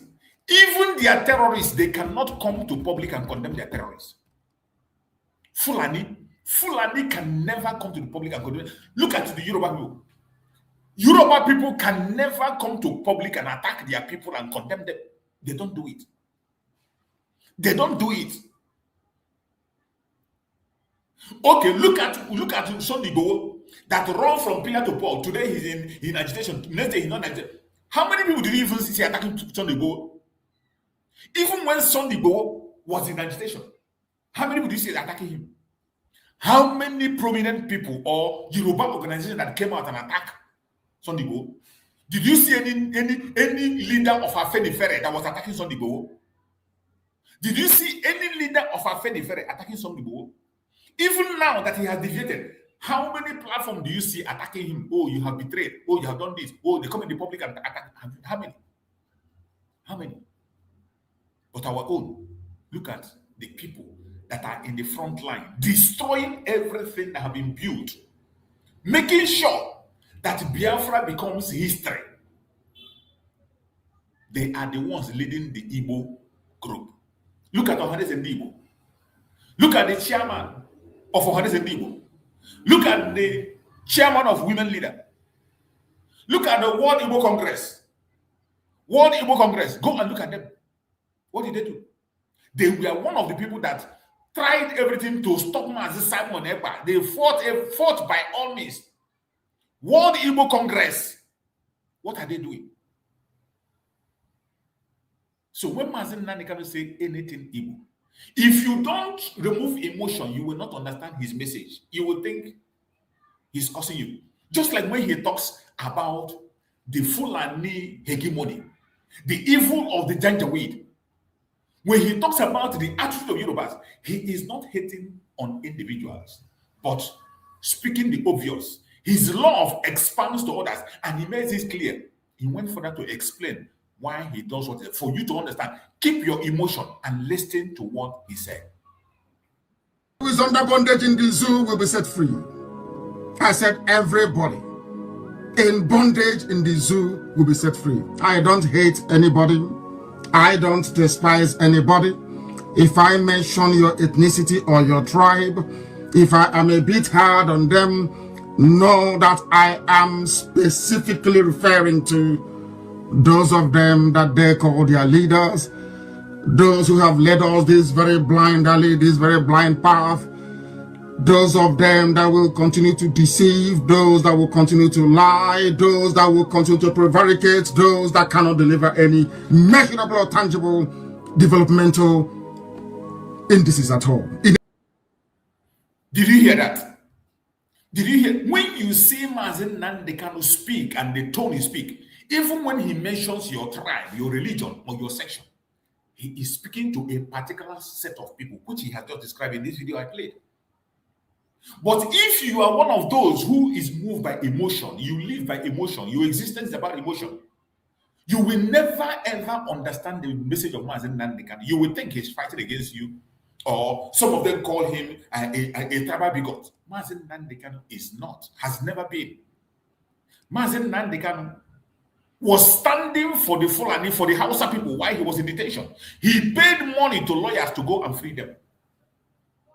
He paid money for lawyers to go and fight and free them.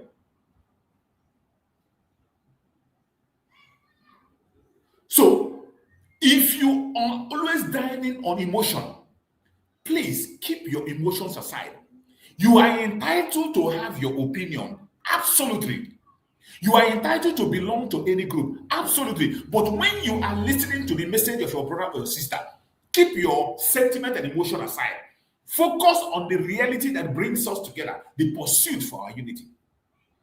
Like today, every single one of us today is supposed to channel our energy on focusing on this evil woman that the Nigerian government have presented on a figurehead today, who cunningly entered into the struggle as a sympathizer. And in every time she has said, I am not a member of ipoB. She has said, I am not a member of this. In other words, she is not a Biafran. She has said this every time. She is not a member of ipoB, but she is just a sympathizer. And she has spoken and said that the people that are constituting the insecurity in Biafra land that have taken innocent life, she mentioned the Nigerian government and the military with a Samuel Okubo input. But today, the same woman have turned 360 degrees after winning the soul of Biafrans. She turned 360 degrees. And today, even while our Prime Minister, Mazi Simon Ekpa, is in detention, this woman is saying that Mazi Simon Ekpa is the person that is being sponsored to carry out jihad in Biafra land. Unbelievable. Can you imagine somebody attaching Mazi Nnamdi Kanu, Mazi Simon Ekpa to jihad? The same people that blew the trumpet. The same people that blew the trumpet of the jihad. The only people that were shouting when nobody was doing anything. Uzuwani, the battle of Uzuwani was fought single-handedly by Mazi Nnamdi Kanu and Mazi Simon Ekpa with the ESN and the Liberation Army. During the time of Mazi Nnamdi Kanu fought the Fulani Janjaweed in Uzuwani. During Mazi Simon Ekpa, he fought them in Enugu, Uzuwani. And today, that woman, Lolo Neka, is coming online to say that Mazi Simon Ekpa, and you know how idiotic she is. She went up to the extent of saying about a sponsorship of terrorism by Iran, that Iran sponsors many people in Nigeria. Today, Iran have become that the person they have abroad that is working abroad for them is Mazi Simon. Even when Mazi Simon Ekpa is in detention, that the person that is sponsoring the jihad, that the government is sponsoring through Iran, and all the jihad is a war, something that is happening across the whole world. Jihad is going on across the whole world. In Nigeria, in Biafra land, the person that is sponsoring the Biafra land, they are using Mazi Simon Ekpa in Biafra land. Unbelievable. Unbelievable. And when you hear that kind of a message from that woman, you begin to wonder. You begin to wonder what kind of heart and conscience, what will this, after watching her video, does she go back to listen to what she had watched? This was the same woman who came online and claimed to us that she's a journalist, that she has investigated the atrocities on Biafra land. She made thousands of videos, many videos, that the atrocities in Biafra land, she investigated it, and she found out that Nigerian government were fully involved, and their military, in the execution of the innocent Biafrans, destruction of properties, and all whatnot, including burning of houses. But today, she has turned 360 degrees and now said in her new investigation that our Prime Minister, Mazi Simon Ekpa, and Mazi Nnamdi Kanu are the cause of the problem in Biafra land. So, when Mazi Nnamdi Kanu tells you that he is not Igbo, that he's a Biafra, that anything that is created, any organization that is built and put Igbo in it, run from it. You can't get anything good on it. Nothing good will come out of it. This is why. This is the reason. This evil woman is the leader of Igbo women leader, Igbo chair women leader, chair lady. I think they call her Igbo. The Ohanese faction, female faction, that is their leader. That's Laura Neka. Remember how Ohanese fought Mazi Nnamdi Kanu? Ohanese, their leaders, every leader they have fought Mazi Nnamdi Kanu. The same way they fought Mazi Simon Ekpa. These are the people that are supposed to protect the land. Even before ESN was created, Mazi Nnamdi Kanu talked to them and begged them to form a vigilante. They refused to form a vigilante. They refused. The only reason they begin to form all these evil vigilantes they are forming now, the only thing why they begin to form is to destroy the original structure that was put in place to secure the land. The only reason they form vigilante today, you see the Ebobago, you see the AVG, everywhere they keep them, it is to stop the Biafra actualization and for their political interest, to push agenda of the caliphate. That is the only purpose. That is why you will never see them go after the Fulanis. You will never see them. Look at the South. In the Southwest, we have seen videos of Amoteku. Amoteku have arrested many of this Mieti Allah group. Amoteku have even stopped the trailer that was carrying them, stop the trailer, offload everybody in it and seize them. But in Biafra land, what do you see? The recent one we saw trailer that was dropping Fulanis in Okesti. Recently, was it last week or so? A trailer with full loadage of Fulani bandits. Nothing was done. The only thing they did, they said, turn back, go back to where you're coming from. And I did not see any vigilante there. I did not see any police there. It is the masses that was driving them, go back to where you come from. But we have seen several videos where the Amoteku have stopped these people from coming to Southwest. Now ask me, what is the importance of all those useless Igbo organizations? What is the importance? You see why I say, when you are listening to messages, more especially Mazi Nnamdi Kanu, or when the issue of Biafra is spoken about, remove your sentiment. The only major problem we're having today is that most of the time we carry emotions. You carry emotion above your reasoning. When you are too emotional, you can no longer reason well. All your focus is to promote Mr. A or Mr. B or Group A or Group B, that where you belong. That is what covers your mind. So when you go on any platform, even when a message of Biafra is being preached, a message of freedom is being preached, instead of you listening to that message of freedom, you are waiting for the person to promote you or promote your group or to call your name or any name you want. But I bet you, at this time, it is not about name calling. It is about looking at the actual challenge and facing that challenge. And as we speak today, the greatest challenge we have today, that I believe after this one, we can never have it worse than this, is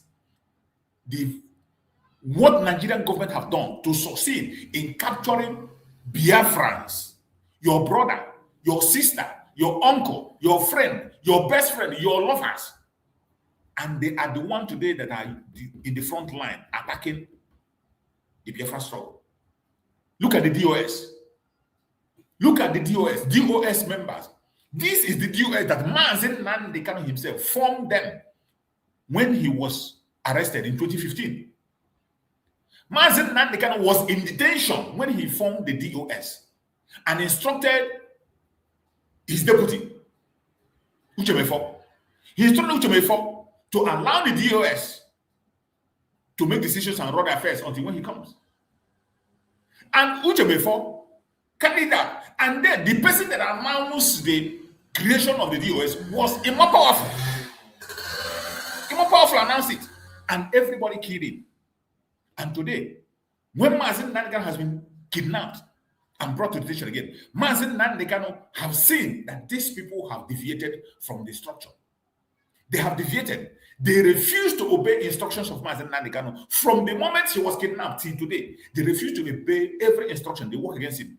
And Mazi Nnamdi Kanu decided to create something else, sideline them, and choose another format on how to run the organization. The same way he did in 2015. And today, they come and say that he doesn't have right to create another organization while he's in detention. But he created them while he was in detention. He created them, announced them, and they accepted. But today, he said, you are no longer capable because you have been compromised. And you say he doesn't have the power to say so. Igbo men, you see their attitude. You see their attitude. They say he doesn't have the power. And they are today pushing from some of them say that he's not even the one that formed ipoB. I saw one of the idiots, a lady that doesn't know 1 + 1, that can't even spell her name. A lady I know that cannot even read and write.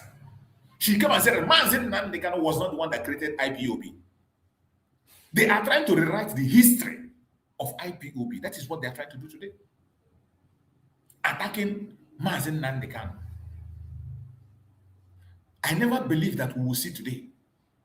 I never believed that the Radio Biafra, where we worship Chukwu Okike Abiyama, where Mazi Nnamdi Kanu stood and fought the greatest battle of all time, that they will use that same platform against Mazi Nnamdi Kanu. I never believed. The same more powerful that they used, they were using more powerful. It was them more powerful that announced their establishment of the DOS. And they use that more powerful to fight against Mazi Simon Ekpa. If not that Mazi Simon Ekpa was anointed by Chukwu Okike Abiyama, approved by Mazi Nnamdi Kanu, and he shut down the communication from more powerful. Mazi Simon Ekpa, throughout the time he was in charge, from 2021 to 2024, Mazi Simon Ekpa was the spokesperson of Biafra. Whether you like it or not, even the Nigerian government began to accept him as the spokesperson, because even the Nigerian Senate, we are discussing Mazi Simon Ekpa. The Nigerian government, we are discussing Mazi Simon Ekpa. Nigerian government, the military, the chief of army staff was discussing Mazi Simon Ekpa. In all their platform, the only topic they had was Mazi Simon Ekpa. And it is only what he says about Biafra that raises tension. That shows that that spokesperson that he was is not just by mouth, by his action. Whatever he says begin to happen. Whatever he said, the Nigerian government begin to run helter-skelter. So when he called himself the spokesperson and the disciple of Mazi Nnamdi Kanu, it is not to make you happy. It is not out of pride. It is not to claim or to get title. He was working towards it, and every one of us saw him as a spokesperson. Mazi Simon was able to take away that title from a more powerful, and he used it to maintain the struggle until when he was taken out in 2024. 2024, when they succeeded with the connivance of Finland and take him out, then Mazi Nnamdi Kanu himself saw the danger, and he has no choice than to go back and get a more powerful and then restructure that very office and made it what it's supposed to be. Today, that office is speaking for Mazi Nnamdi Kanu.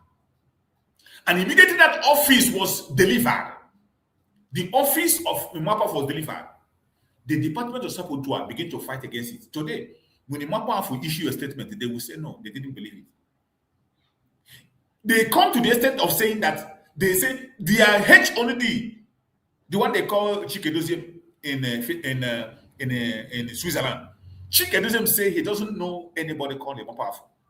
The same Imapa that was delivering his message, the same Imapa that we are using to counter Mazi Simon Ekpa until they failed completely and they couldn't.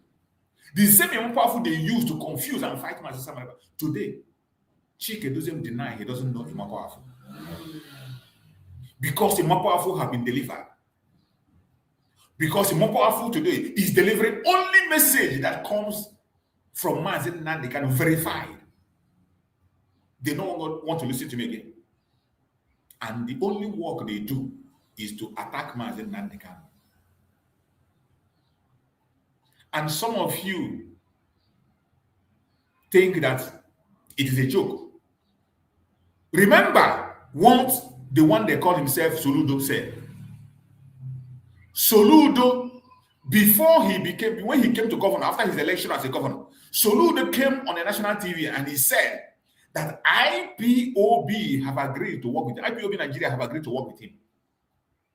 I have played that video here several times. Soludo came out and said that ipoB Nigeria have agreed to work with him.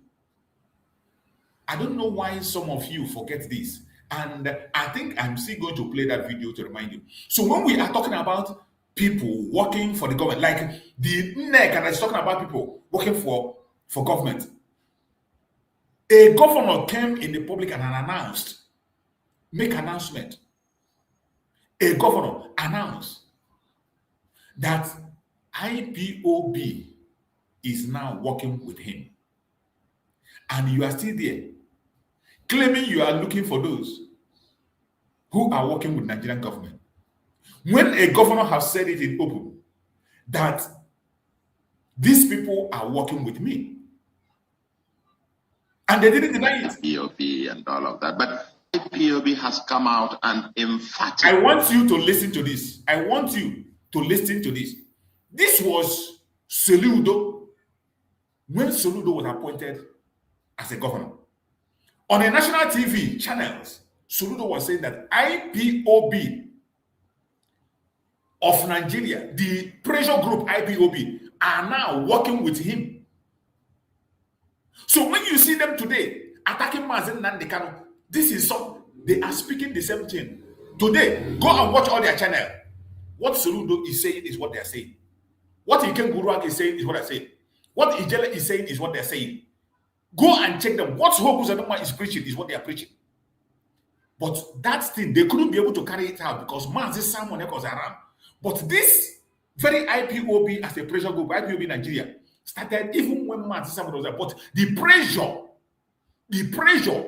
on that Mazi Simon gave them could not make them to see the light of the day. I want you to listen to this very confession that Soludo made during the time of his inauguration as a governor. Listen.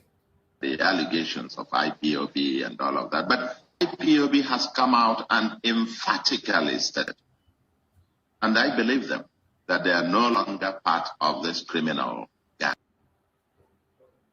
Do you hear what he said? Which people is he calling criminal gang? The genuine Biafrans.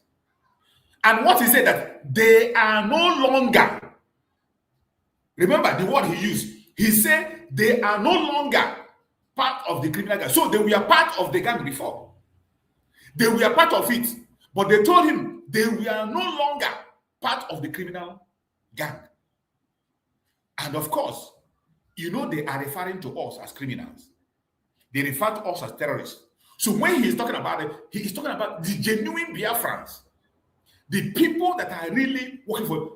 The ipoB came out and told them that they are no longer part of the original ipoB of Mazi Nnamdi Kanu, and that they are now working with him. And why you will understand that when the people he's referring as criminal are the genuine people is because in Mazi Nnamdi Kanu message, Mazi Nnamdi Kanu have said it emphatically so many times that ipoB is not a pressure group, is not a political group, and cannot work with politicians. Mazi Nnamdi Kanu can never, ever work with any politician on any level.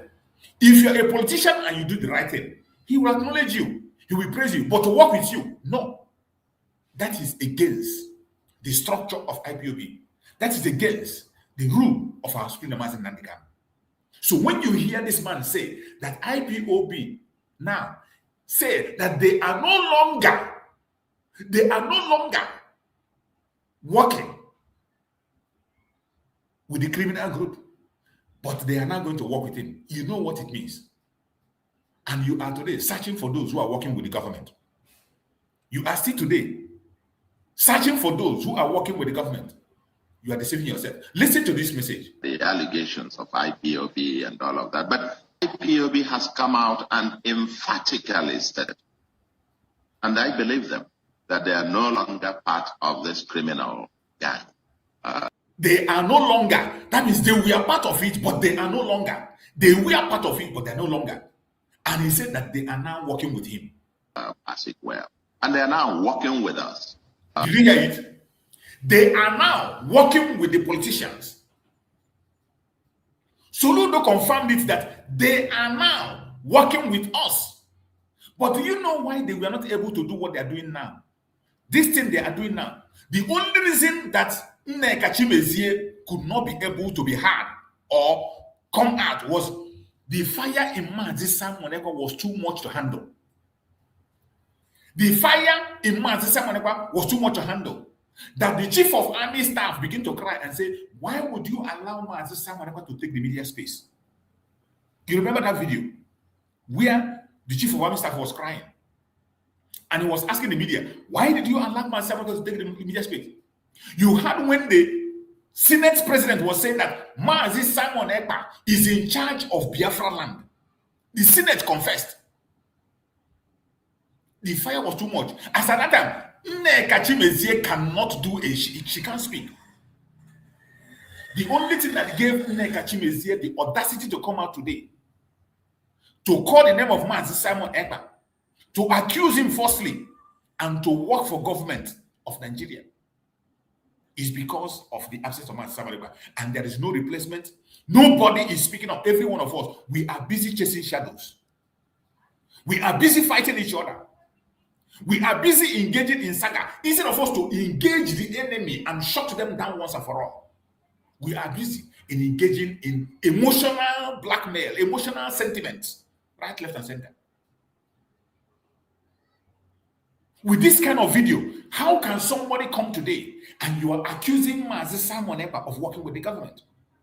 Even after in detention for almost 2 years or 2 years plus, you still have the audacity to accuse Mazi Simon Ekpa.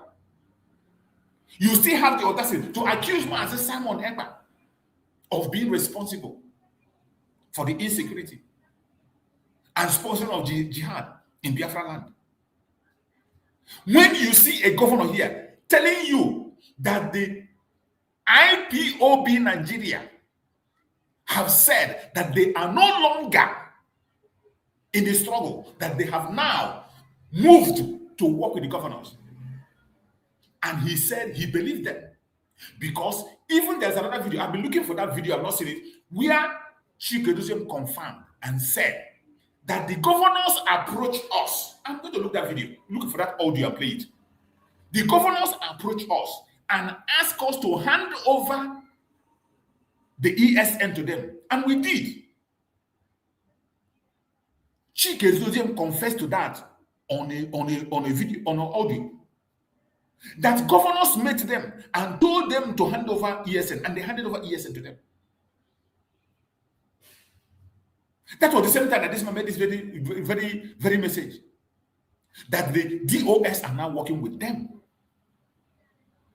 And you are still looking for those who government are sponsoring. Now, when we say that these people, DOS today that you are seeing, this thing they are doing against Mazi Nnamdi Kanu is sponsored by the federal government, the politicians, and the governors in the southeast, you are still doubting it.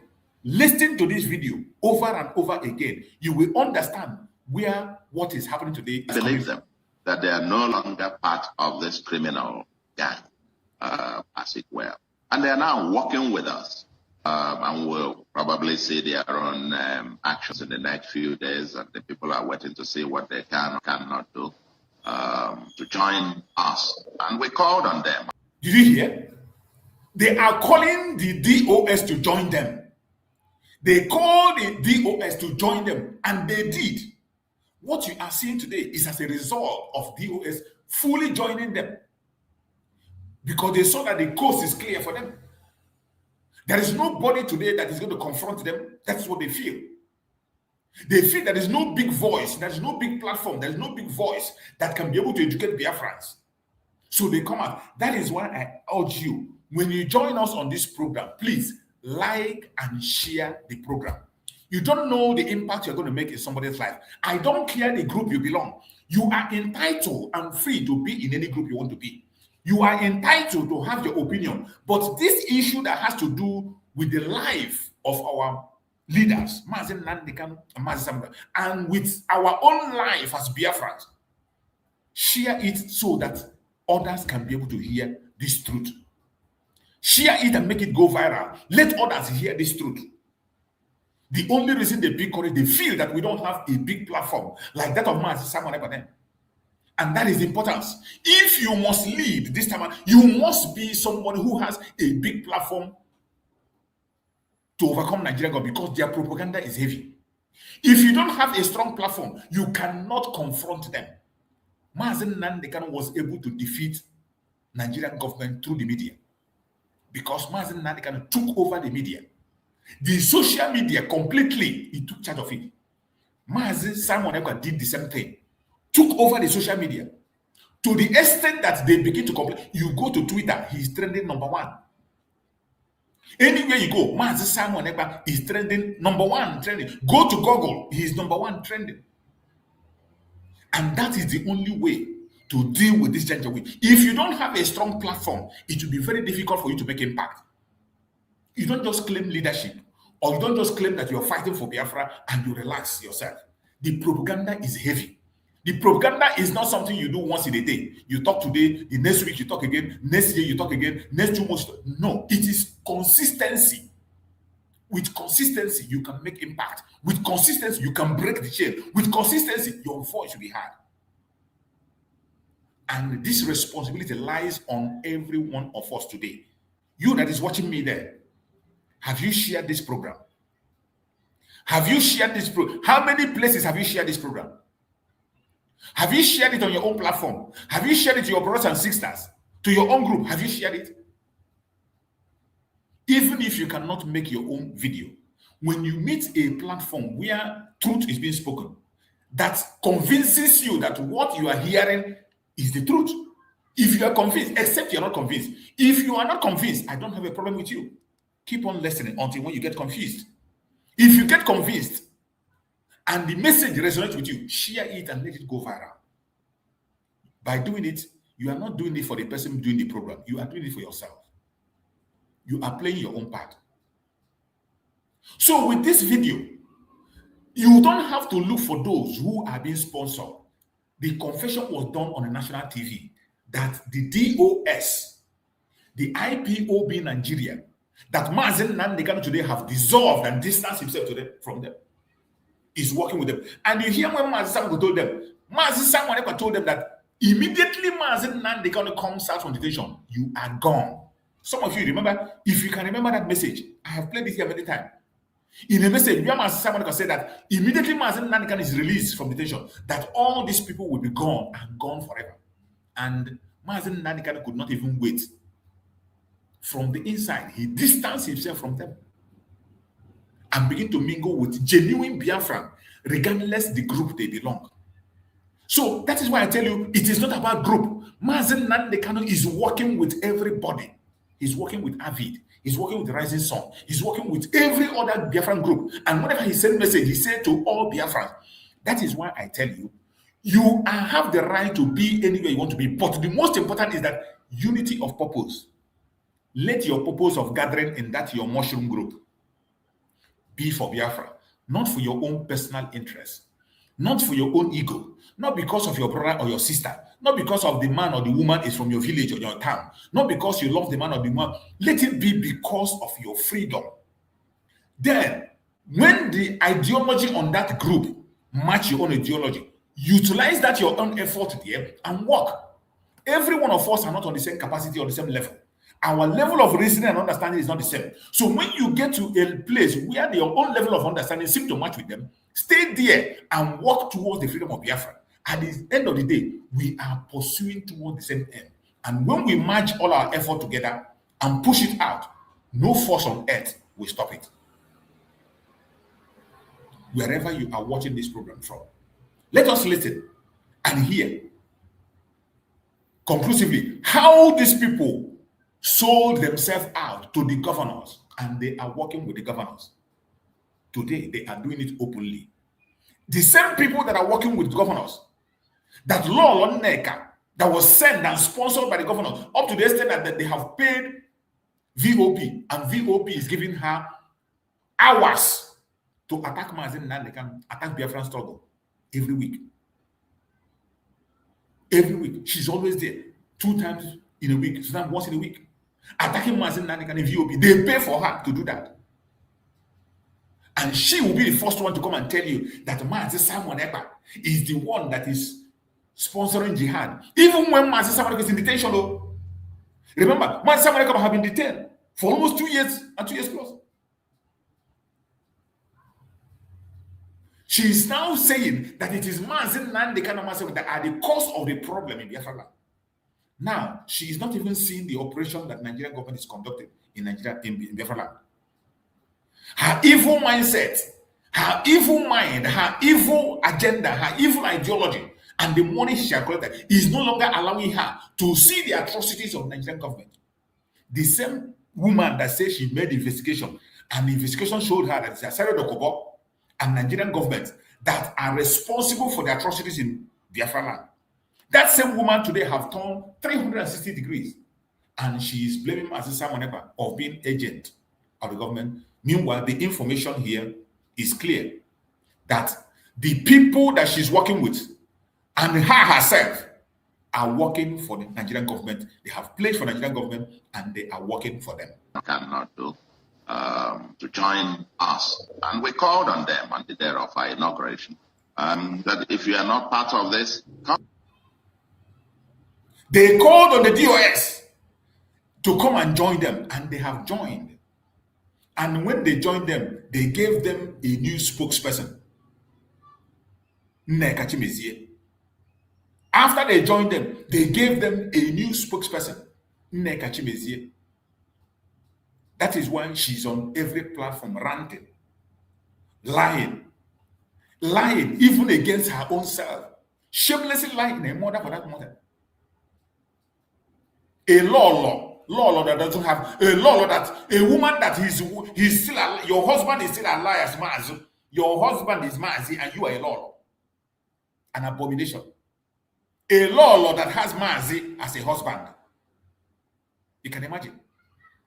But we know in our culture, before you become a law, your husband will be also, or your husband will be a title man.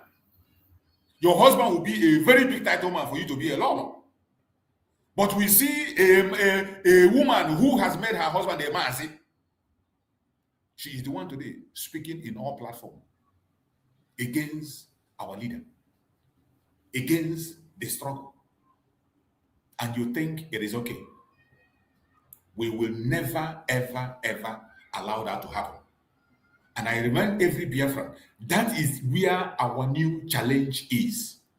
Don't you ever take your mind away from that. That is where our new challenge is lying.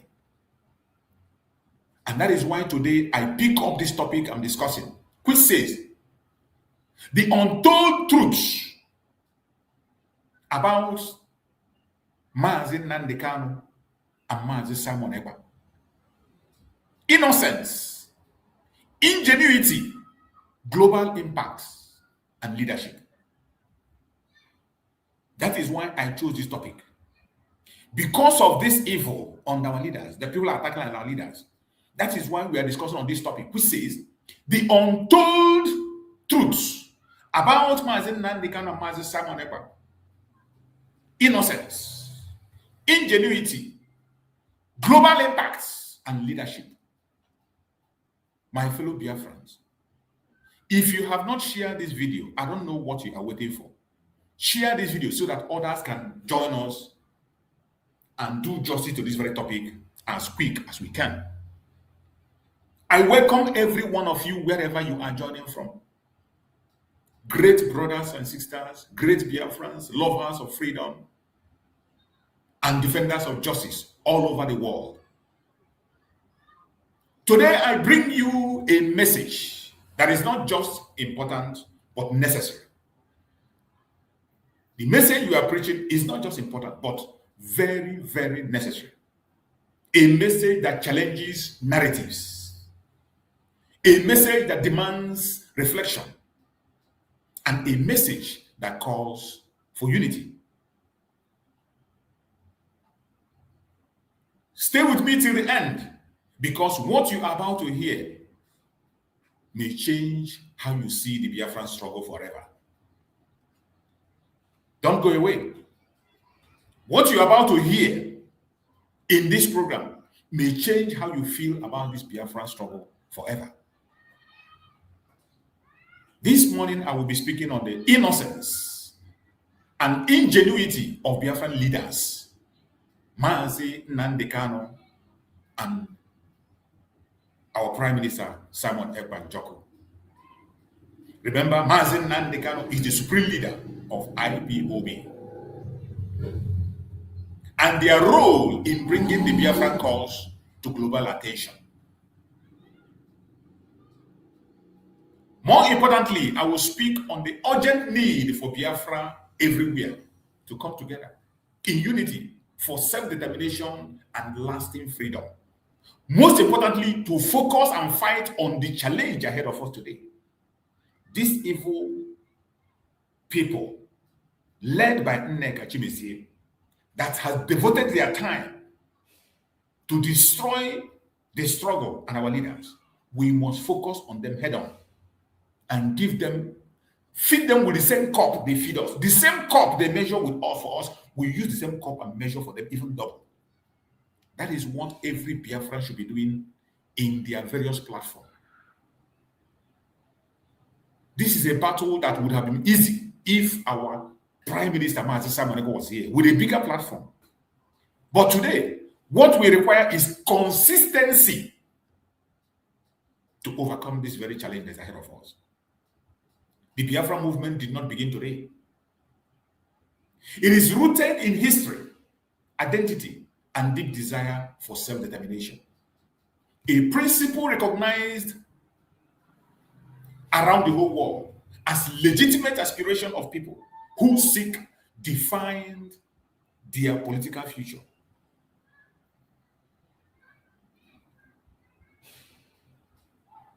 Across continents, history has shown us that voices for self-determination often face resistance. So our own case is not different. People that are chasing their freedom, pursuing self-determination, they always face resistance from the government. Whatever we are facing today is not strange. But one thing remains constant. When a people are united, their voice becomes impossible to ignore. This is why I am crying for unity of purpose. Whenever our message is organized, united in the purpose, I'm not talking about message of blackmail, propaganda, saga, attacking your brother, calling your brother terrorist, calling your sister terrorist. That is not the message. Today, we are supposed to focus on a grand message. Focus on a purpose, a unified message with a purpose. If we do that, our voice will be impossible to ignore.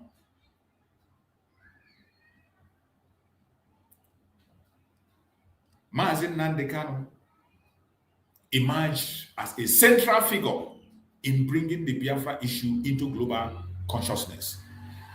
No matter how you hate him, no matter how you love him, this is a truth that no human being on the planet Earth today can deny.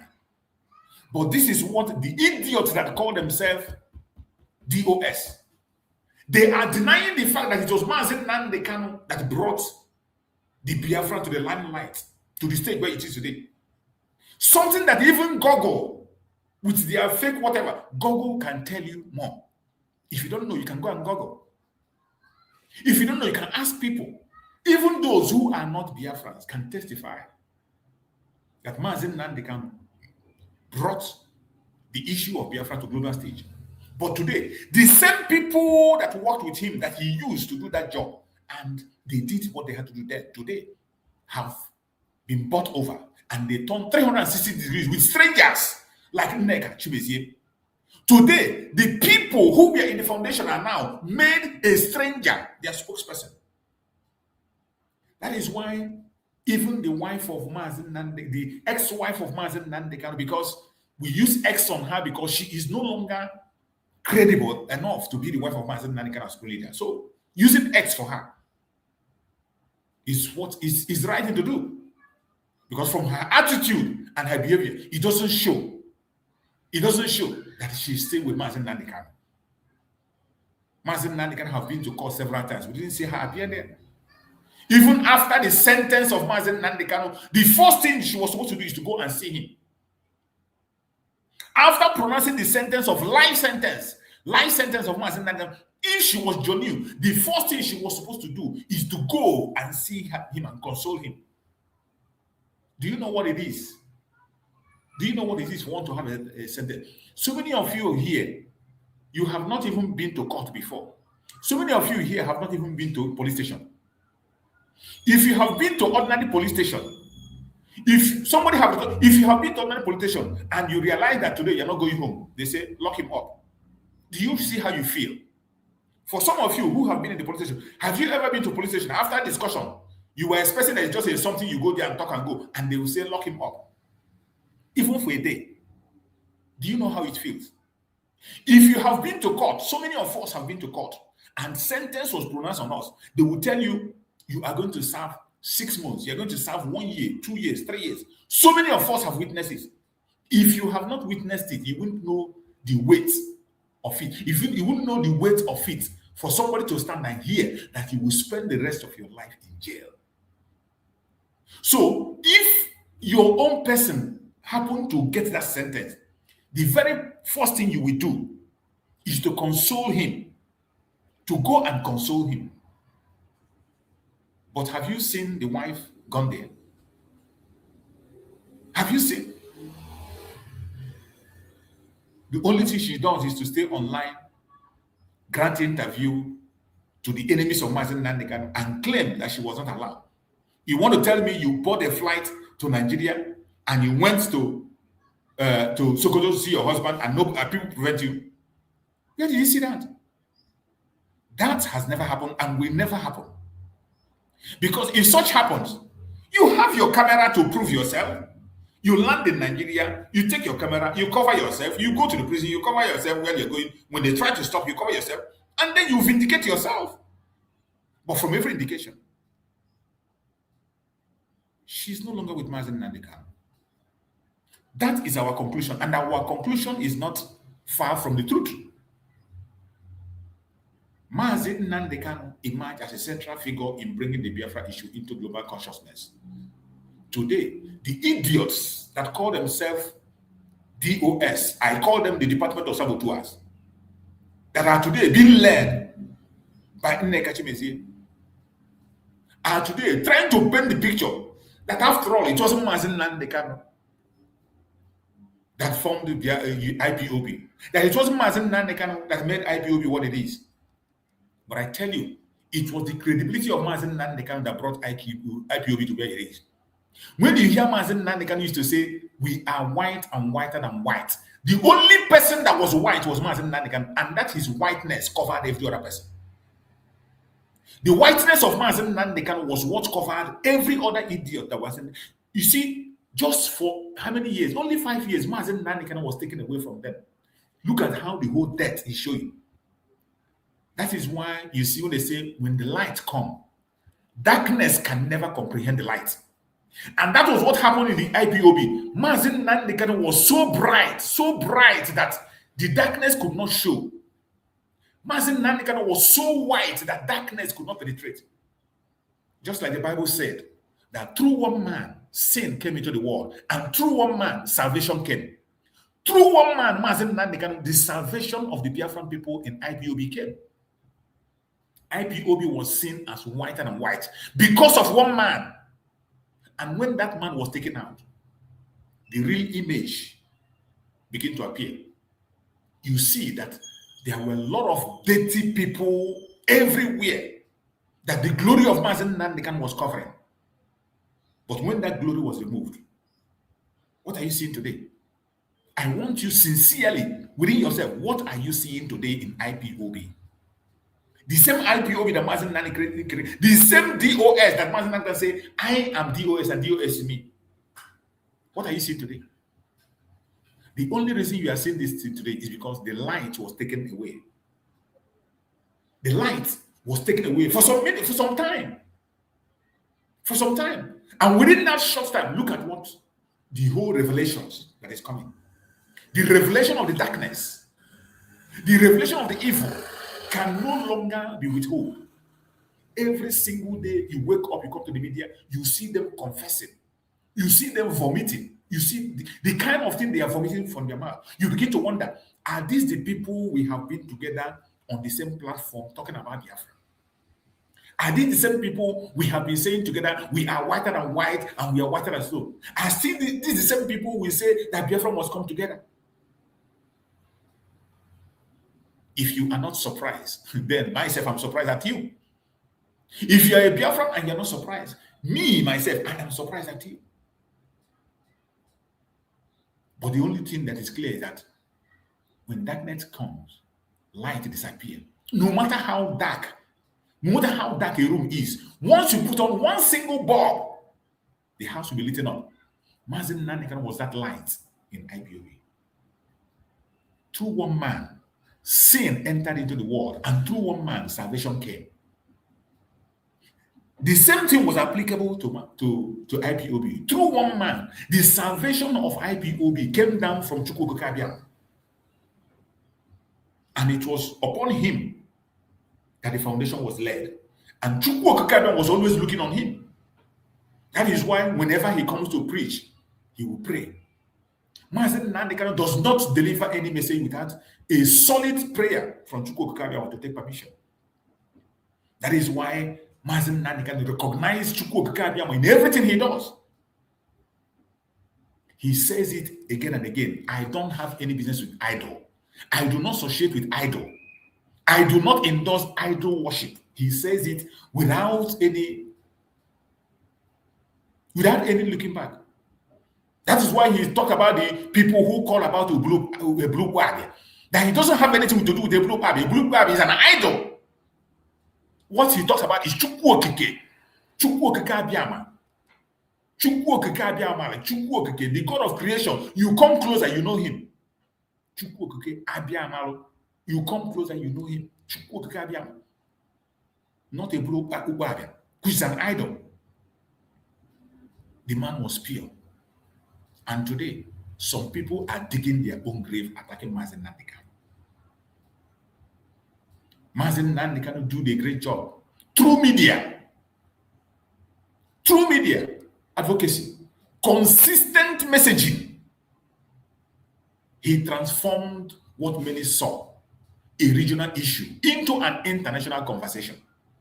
Mazi Nnamdi Kanu did that. Something that people saw as a local issue, it was only discussed in Nigeria. Mazi Nnamdi Kanu made this an international issue. Established ipoB cell house in all across the world, in all countries of the world. ipoB became present in all parts of the world. Our Supreme Mazi Nnamdi Kanu spoke boldly. He spoke consistently. And he ensured that the world could no longer pretend not to hear. There is no way the message of Mazi Nnamdi Kanu will be out and you pretend not to hear. Even Asorok are shut down. Whenever Mazi Nnamdi Kanu is broadcasting, Asorok pay attention. When Mazi Nnamdi Kanu is broadcasting, Asorok pay attention. It got to time of Mazi Simon Ekpa. The same thing was happening. When Mazi Simon Ekpa mount the podium to speak, everywhere is standstill.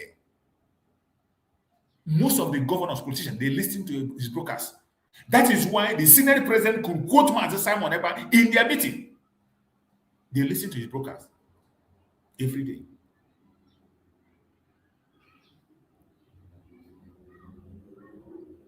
So we that support Mazi Nnamdi Kanu, his actions reflects a commitment to justice and representation. What we see as Mazi Nnamdi Kanu supporters, what we saw and continue to see till tomorrow, is a reflection of commitment to justice and full representation of the Biafran people. His leadership sparked awareness, mobilized millions, and placed Biafra on the global map. You can't deny it. There is no amount of propaganda of the DOS that can stop this truth. You can't deny it. All these idiots that are talking today, who knows them? What is their portfolio? All these riffraff that are coming that cannot even put a single sentence together, who knows them? What is their portfolio? That you want to destroy the image of the Supreme Lord Mazi of ipoB. It's impossible. You come to our Prime Minister, Mazi Simon Ekpa. He represents a different face of the struggle.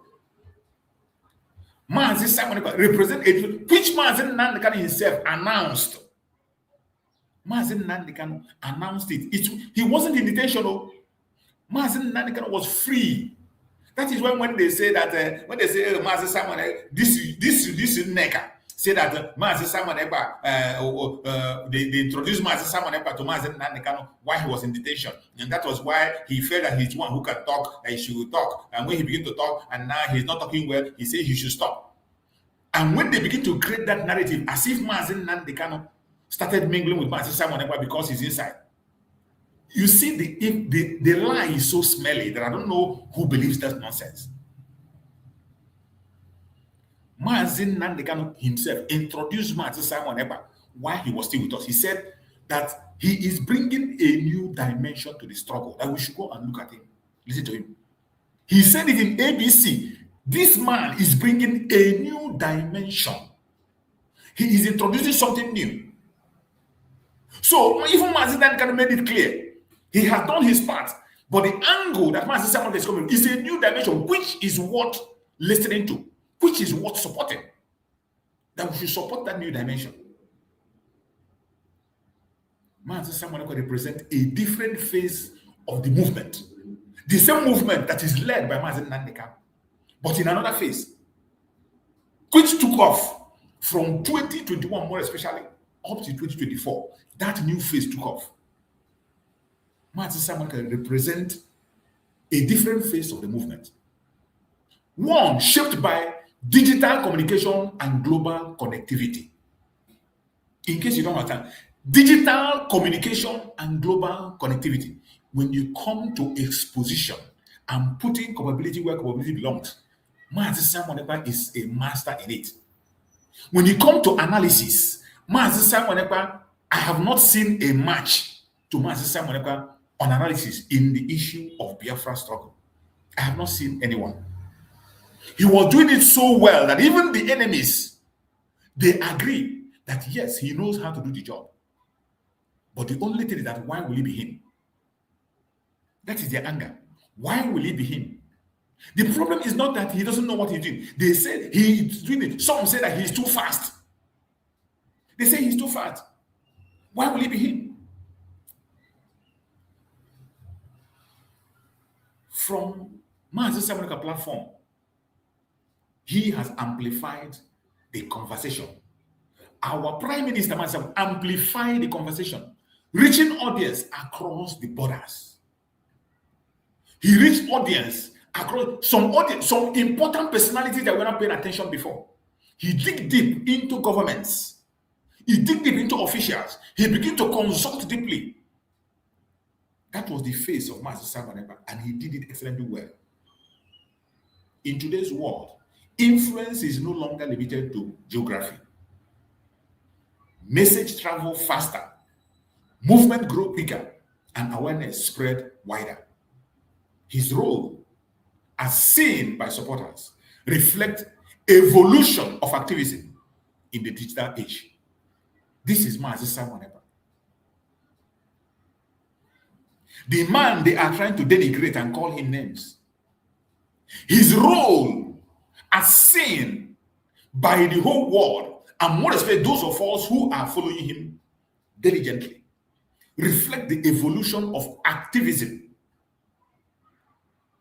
Mazi Simon brought in evolution of activism in the digital age, and you can't beat it. He did it so well that the enemies become envious. They couldn't handle it. Now, when we speak of innocence, we must understand something important in movement like the one that we're in. Perception often becomes a battlefield. Supporters view leaders as voice of the people, while critics may see them as differently. That is exactly what we are seeing today. But beyond opinion, one question remains. Are these individuals, Mazi Nnamdi Kanu and Mazi Simon, expressing the grievances and aspiration of a people? That is the question. The ultimate question that every meaningful person is supposed to ask. Both the foreign organizations, both the international communities, and everybody that has conscience should be asking is, these people that they are criticizing and calling them Mazi Nnamdi Kanu and Mazi Simon Ekpa, these individuals, are they expressing the grievances and aspirations of the people? You have the answer yourself. Yes, they are. For many Biafrans, the answer is yes. And you can get that answer through the self-referendum, whereby out of 80 million Biafrans, more than 60 million voted yes. Out of 80 million, more than 60 million voted yes. That shows that they were expressing the grievances and aspirations of many people, Biafrans. We are taking time to break this down so that you can understand that this bunch of idiots that come online to castigate Mazi and Mazi has no grip on anything. The only thing they make is noise. And when you allow their noise to be louder than yours, when stupidity is repeated over and over again, sometimes people begin to see that intelligence. When stupidity is repeated over and over unchallenged, people begin to see that intelligence. That is why it is important that we leave everything we are doing and remain consistent in putting capability where capability belongs. Ingenuity is not just intelligence. It is ability to adapt, to innovate, and to persist despite obstacles. From traditional brokers to modern digital platform, from local gathering to international discussion, the Biafran movement has evolved. And the evolution effort, strategy, resilience, and determination, this was done by our leaders, Mazi Nnamdi Kanu and Mazi Simon Ekpa. We must not allow anybody to pull that effort down. But here is the most important part of this message. No movement succeeds without unity. And I say it over and over again. This is why every day I cry for unity of purpose. Unity of purpose is much more important than anything you can do. It's like breath that we breathe. We should take it like the breath that we take.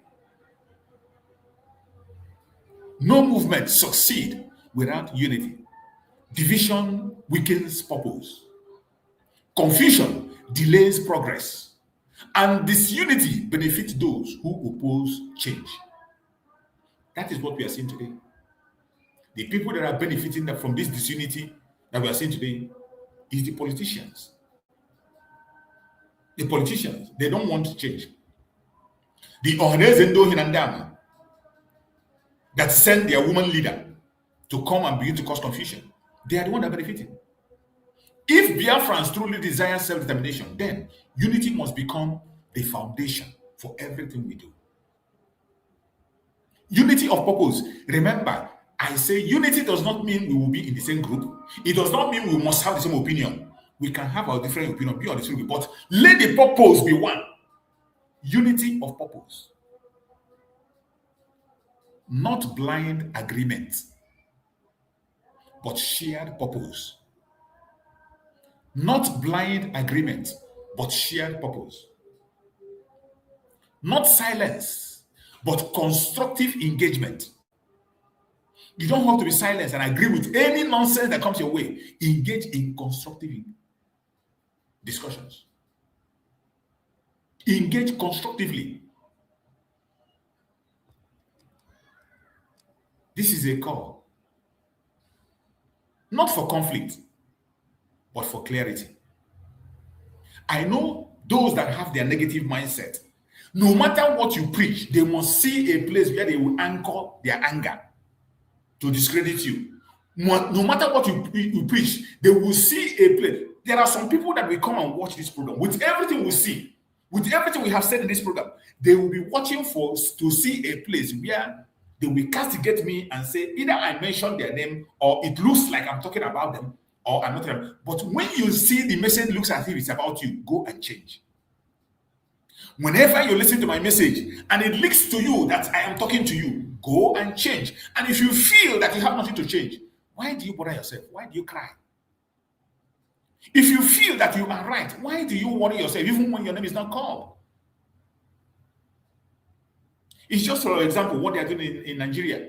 A woman saw bread, bought a bread, and the bread was there for 10 days. The bread did not rot.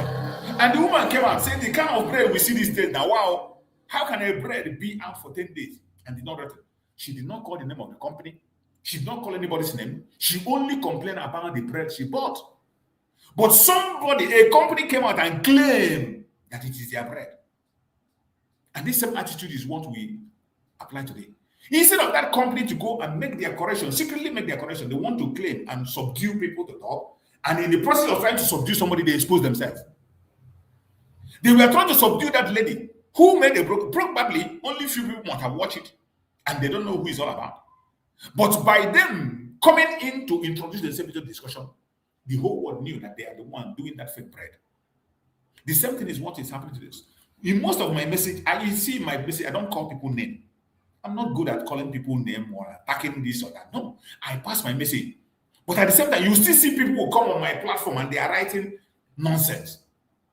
While I'm preaching my message, you see somebody who has not even listened or who is listening for sentiment case, he will come and type something different. And I tell them, I advise those people, if the message hits you, go and change that evil you are doing. But when you see that you are not doing something wrong, why are you bothered with my message? What you have to do is to share it and use it for your own benefit. Share it. This message is a call, not for conflict. It is a call for clarity. It is not for hostility. It is for responsibility. That is what we are preaching this message. Every movement must be guided by principle. Principle that protect life, dignity, and the future. The strength of any cause lies not just in passion, but in discipline, strategy, and respect for human life. Respect for human life. So many of us do not care about human life. That is why today we make jokes with the loss of life of our brothers and sisters. You can boldly come and accuse anybody anytime of terrorism, even when you know that he is not part of it. Just to score a point, you come and you accuse your brother. Just to score a point, you accuse your sister. I have always been speaking about that. It is not something good to do. Because when you are accusing your brother, you are equally telling people that you are a terrorist. That you have the potential of doing the same thing.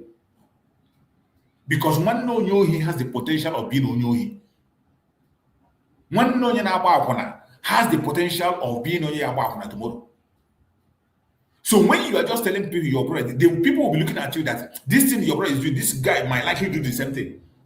And they will not even listen. They will not give you that same chance they gave to your brother. You think they will deny your brother that chance and give it to you? They won't give it to you.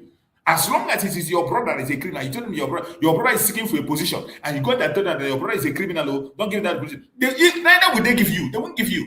Because you are the brother of a criminal and you have the potential of becoming a criminal. That is the danger of some messages that some of us preach. That is the danger of the messages we preach. You can't be calling the world to recognize you when your brother, you say that your brother is a terrorist. You say your sister is a terrorist and you are calling for recognition. Who is going to recognize you? Nobody.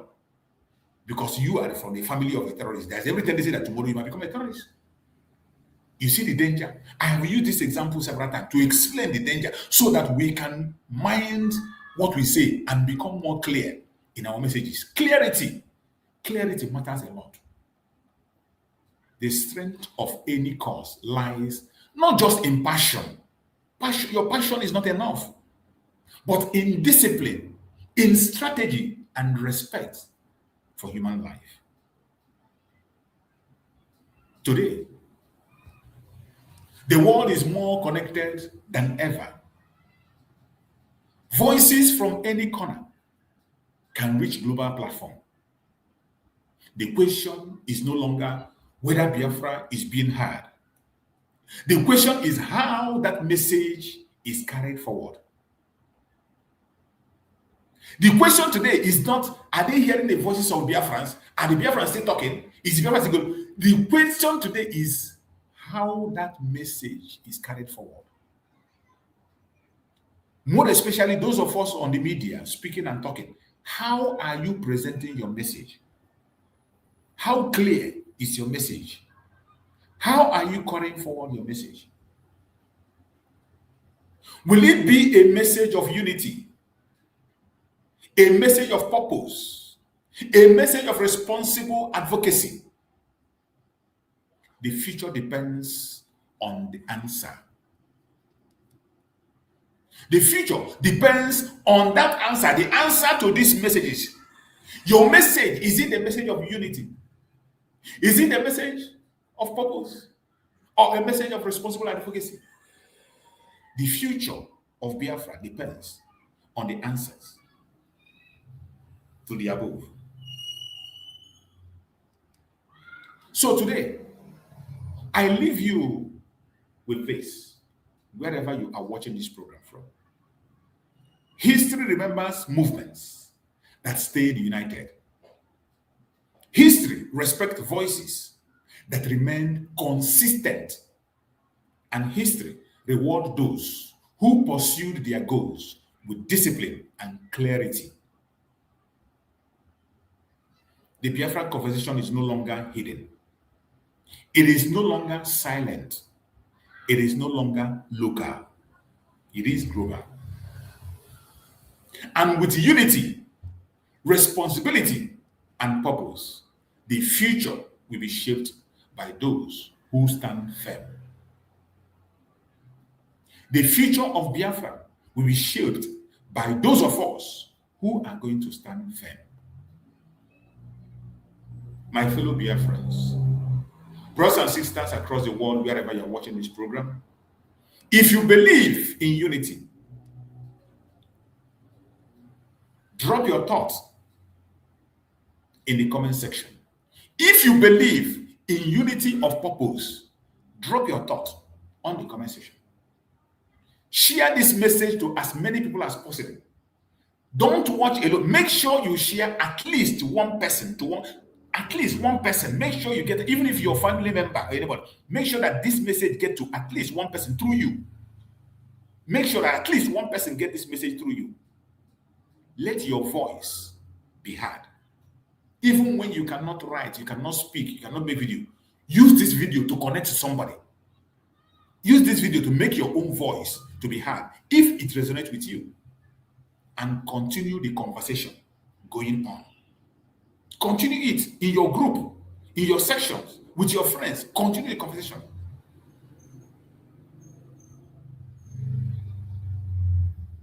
I appreciate every one of you that have been with me on this program. I thank you so much for listening. So many of you who have been with me from the beginning of this program up to this time, I appreciate every single one of you. You are all special guests, and without you, I cannot be here. Wherever you are, please stay informed and continue to reach out to as many people as you can. We must continue to preach this message, no matter how difficult it is. I appreciate every one of you that have been with me on this program from the beginning to the end. I can see my brother there. I see my brother Gerard. Let me shout out to some people that have joined us on this program today. I see my beloved brother Gerard. Thank you so much, my brother Gerard. I see Jerry Mwibo. I see Jerry. Thank you so much, Jerry. I appreciate you, Jerry. Thank you for joining. And I see my brother Uche Onyende. These are people that are always here. These people, I'm calling their name. Sometimes we might not agree in everything, but out of the message, they have their own mindset. Also, they have their own right to say what they want to say, and they have the right to express their own self. And myself can learn from them, and they can learn from me. These are people who has been with me along all the time, and there's so many other people that come. They don't come because I speak better, or maybe that they agree with everything I say. They might not agree with certain things I say, but at least to a certain degree, they can get something out of the nonsense that I'm talking. So I appreciate every one of you. Uche Onyende, I appreciate you. I can see my beloved brother, Kochux. Thank you so much, my brother Kochux. Always there. Even though we don't agree in everything, but we have that same mindset of open discussion and open discussion and open mind. Without emotion, without sentiment, and we say it the way it is. I appreciate every single one of you, both those I mentioned their name, and those that didn't mention their name. I say, may Chukwu continue to guide and protect every one of you. By the special grace of Chukwu Okadiama, I will come back again later in the evening for the second part of this very program, and we will continue to make our voice heard. More especially, to make sure that these saboteurs that are trampling the name of Mazi Mazi, trampling on their name, they will never succeed. The only thing that will make them to succeed is that when we allow that their lie to continue to exist. You know, when lies stay for too long, it become look like truth. When they preach their lie over and over again and nobody's challenging it, it will look like truth. But if we continue to come out consistently to confront those lies, they cannot see the light of the day. That was how Mazi Simon Ekpa defeated any one of them. They couldn't stand. And we will follow the same step consistently with the foundation Mazi Nnamdi Kanu led and Mazi Simon Ekpa. We are sure to overcome this battle. It will never get tougher than this. But I bet you there is light at the end of the tunnel. May Chukwu Okike Abiyama guide and protect every one of you that have been with us from the beginning to the end. May Chukwu Okike Abiyama guide and protect our supreme leader, Mazi Nnamdi Kanu, and our Prime Minister, Mazi Simon Ekpa. No weapon formed or fashioned against us as Biafrans shall prosper. And no weapon formed or fashioned against our leaders, more especially Mazi Nnamdi Kanu and Mazi Simon Ekpa, shall prosper. Thank you so much for listening. Thank you so much for being with us on this very program. And see you again in the evening by the grace of Chukwu Okike Abiyama. Thank you so much and stay safe. Bye-bye, everybody.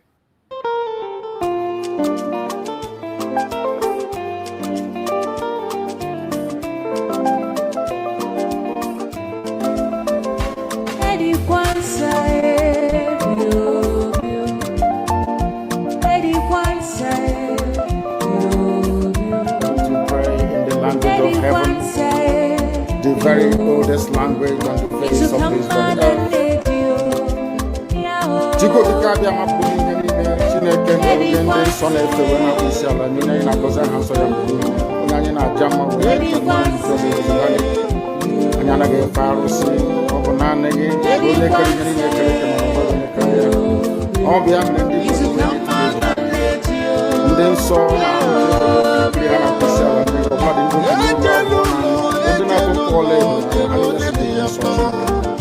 ndị n'ụtụtụ a ehihie abalị n'ụwa niile wee na-arịọ gị mma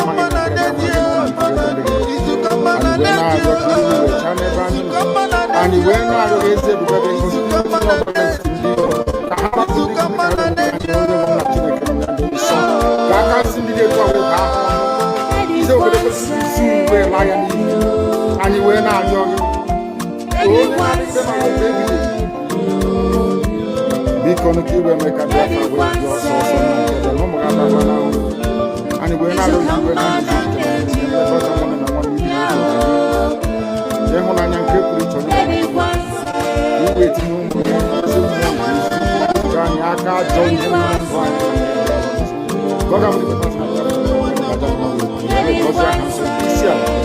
bulie aha nsọ n'elu ise. But you know what? They would like you to believe that someone is the cause of it. No. I am the solution, and the only way they can get to you is by kicking me out, which is not possible. I have come. Look with you. After I return to Nigeria, Biafra will be free and enjoy freedom. Biafra will know the importance of freedom and what happens in 5 years to come. Thank you.